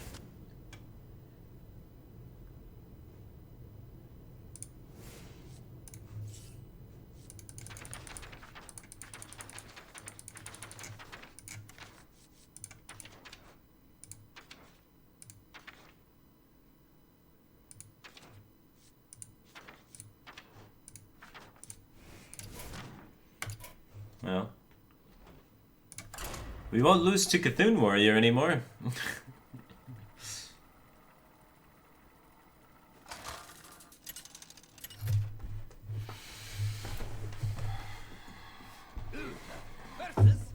We will lose to Shaman with this build, though. I will fight with honor.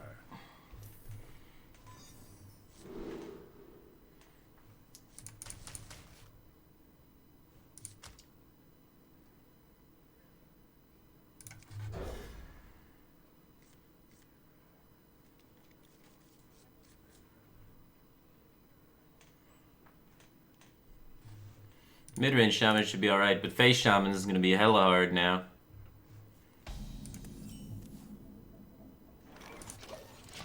Like, Karen and Sylvanas not great against Face Shaman.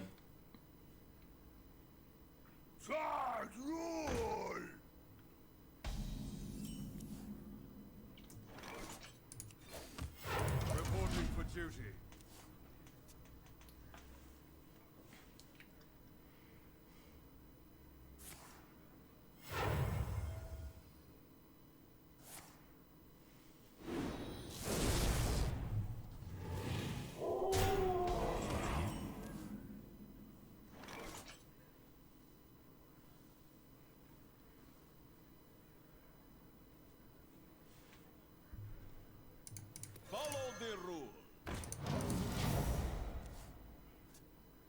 Are people still playing Face Shaman? Not really, that's why I made the changes the way I did.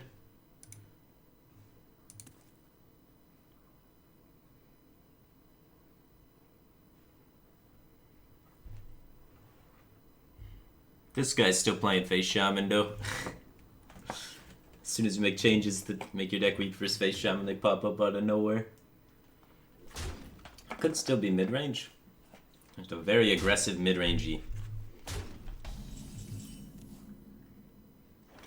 Last warning. For justice. To battle.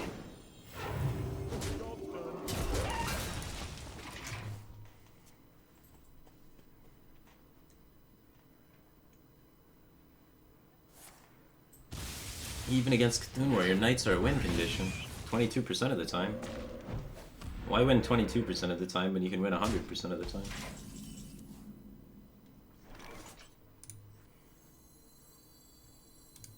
For justice. I just want to take as much development out of the board as possible right now, so that I can follow up with a powerful 6-trap without having to worry about dying. So, the full board control play, and then he reacts to it, and then I drop a 6-trap.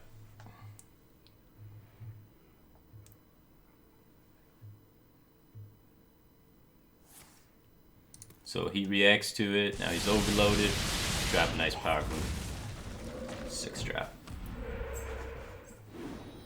Hopefully he doesn't get hexed. I think I would rather have Sylvanas get hexed. I have no time for games.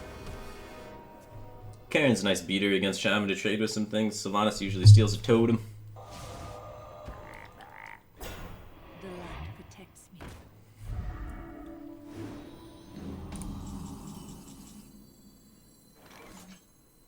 Doomsayer probably goes off here. It's a good Doomsayer. The end is coming! Equip True Silver and...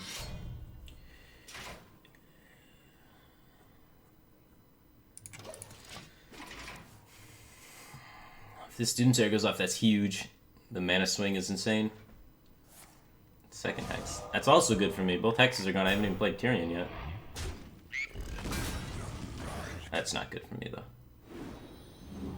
Means I don't have time to play Karen.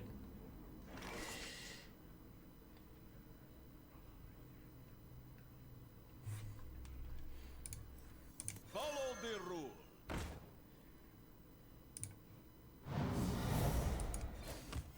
Reporting for duty.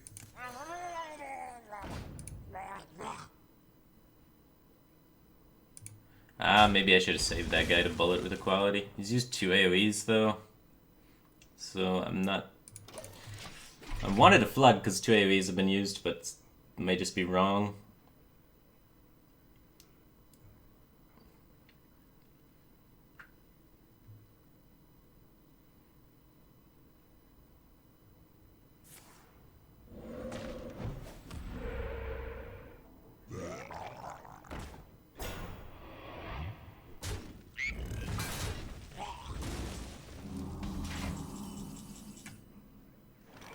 To battle! Put your faith in the light. Both Hexes are good. Last warning.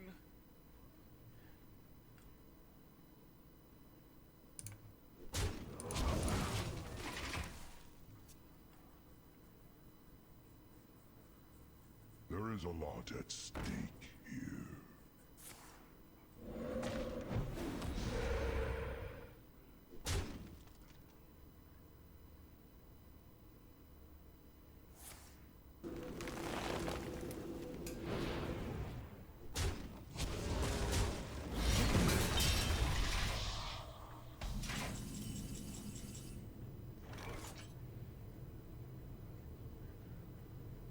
Last warning.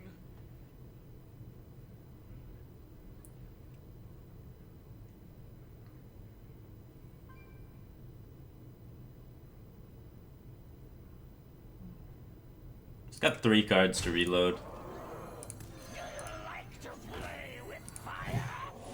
So because he's only got 3 cards to reload and no Hexes remaining, I'm just gonna try and pressure him. Got 14 in hand. Could work.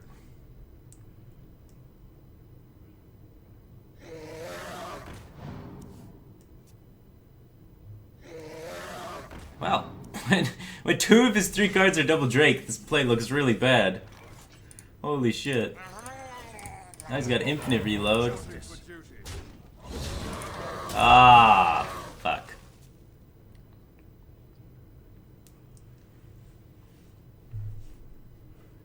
Well, anything's lethal, right?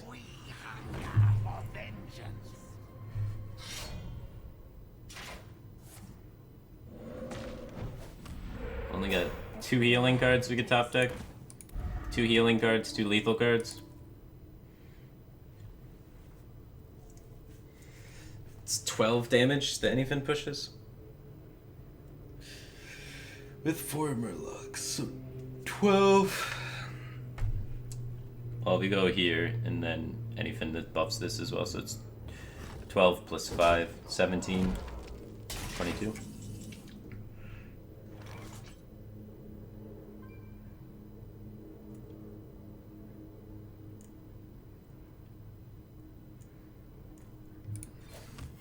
Reporting for duty. None may steal our secrets. 35. To battle.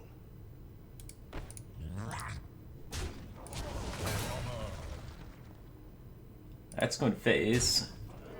7, 8, 9, 10, 11, 12, 13, 14, 19 damage next turn. So even if we go here, we still set up lethal, so might as well trade. Swinging accomplishes nothing, so our last weapon in the deck. Plays around Ooze, I guess.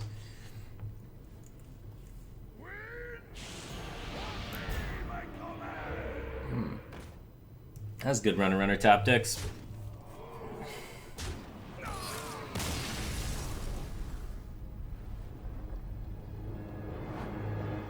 He has burst in hand. How do you get the read he has burst in hand?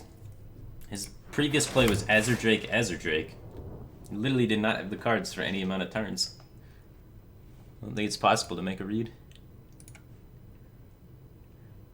Anyfin Paladin, 50% win rate.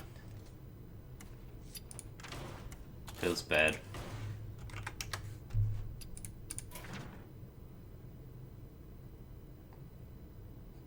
Tier 3.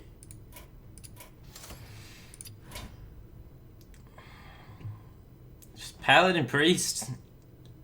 So much worse than all the other decks. So much worse. Tier 1, Tier 2, Tier 3.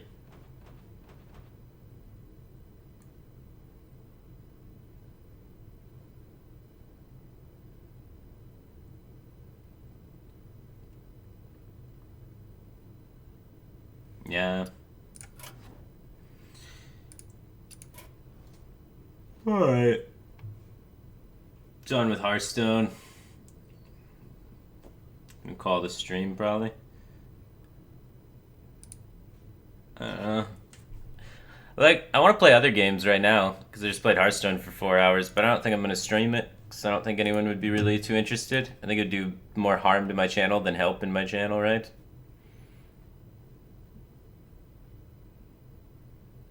The Rogue is not much better in the Shaman Yogg-meta? What are you talking about? Plus 70% win rate with Rogue, man. Rogue's good. Rogue's tier 1. If your deck can get 70% win rate, it's tier 1. And a huge sample size, too. Like, huge sample size. Rogue was my biggest sample size, and it had above 70%.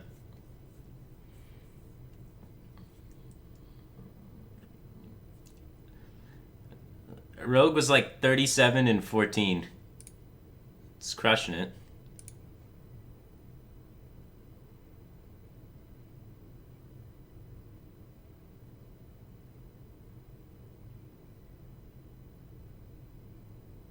What was my Rogue deck? I'll show you the Rogue deck. It's on my Twitter, but if you don't follow me on Twitter, then I can I'll show you the Rogue deck. But Rogue's good, man. Rogue's tricky to play, but it's good. Amnesiac convinced me the Rogue's good. He showed me a Rogue list. So, this is Amnesiac's Rogue list, but I changed one card. I used it most of my climb to Legend and had above 70% win rate with it.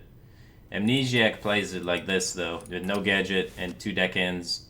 It's all about going face, man. It's a very aggressive Rogue deck, and then you try and pace out your conceals with your either Edwin or Questing Adventure to try and make sure you have enough damage with them. And you do a lot of ignoring what your opponent's doing and killing them, which is why it's so effective, is because it wins without having to interact with your opponent. Which is consistent, because you don't know what your opponent's going to do consistently, so being able to win without interacting with them is one of the most consistent ways to play a card game. That's why Face Shaman's consistent. They don't care what you do. They kill you. Their deck just does that. Alright, anyway, guys, that's going to be the end of my stream. I'm going to look for somebody to host. So I'm going to... If anyone's got any recommendations, feel free to type them in the Twitch chat, and I'll host your favorite streamer. Oh, I'm going to host Value Town. I go on Value Town a lot, so they always have me on the show. I like Chan Man a lot. He's a really nice guy. Noxious is pretty fun to talk to, and Zale's on there. Zale is my co-host for Batstone, so, you know, you gotta appreciate that. Anyway, take care, guys. Thanks, everyone, for tuning in. Enjoy some Value Town.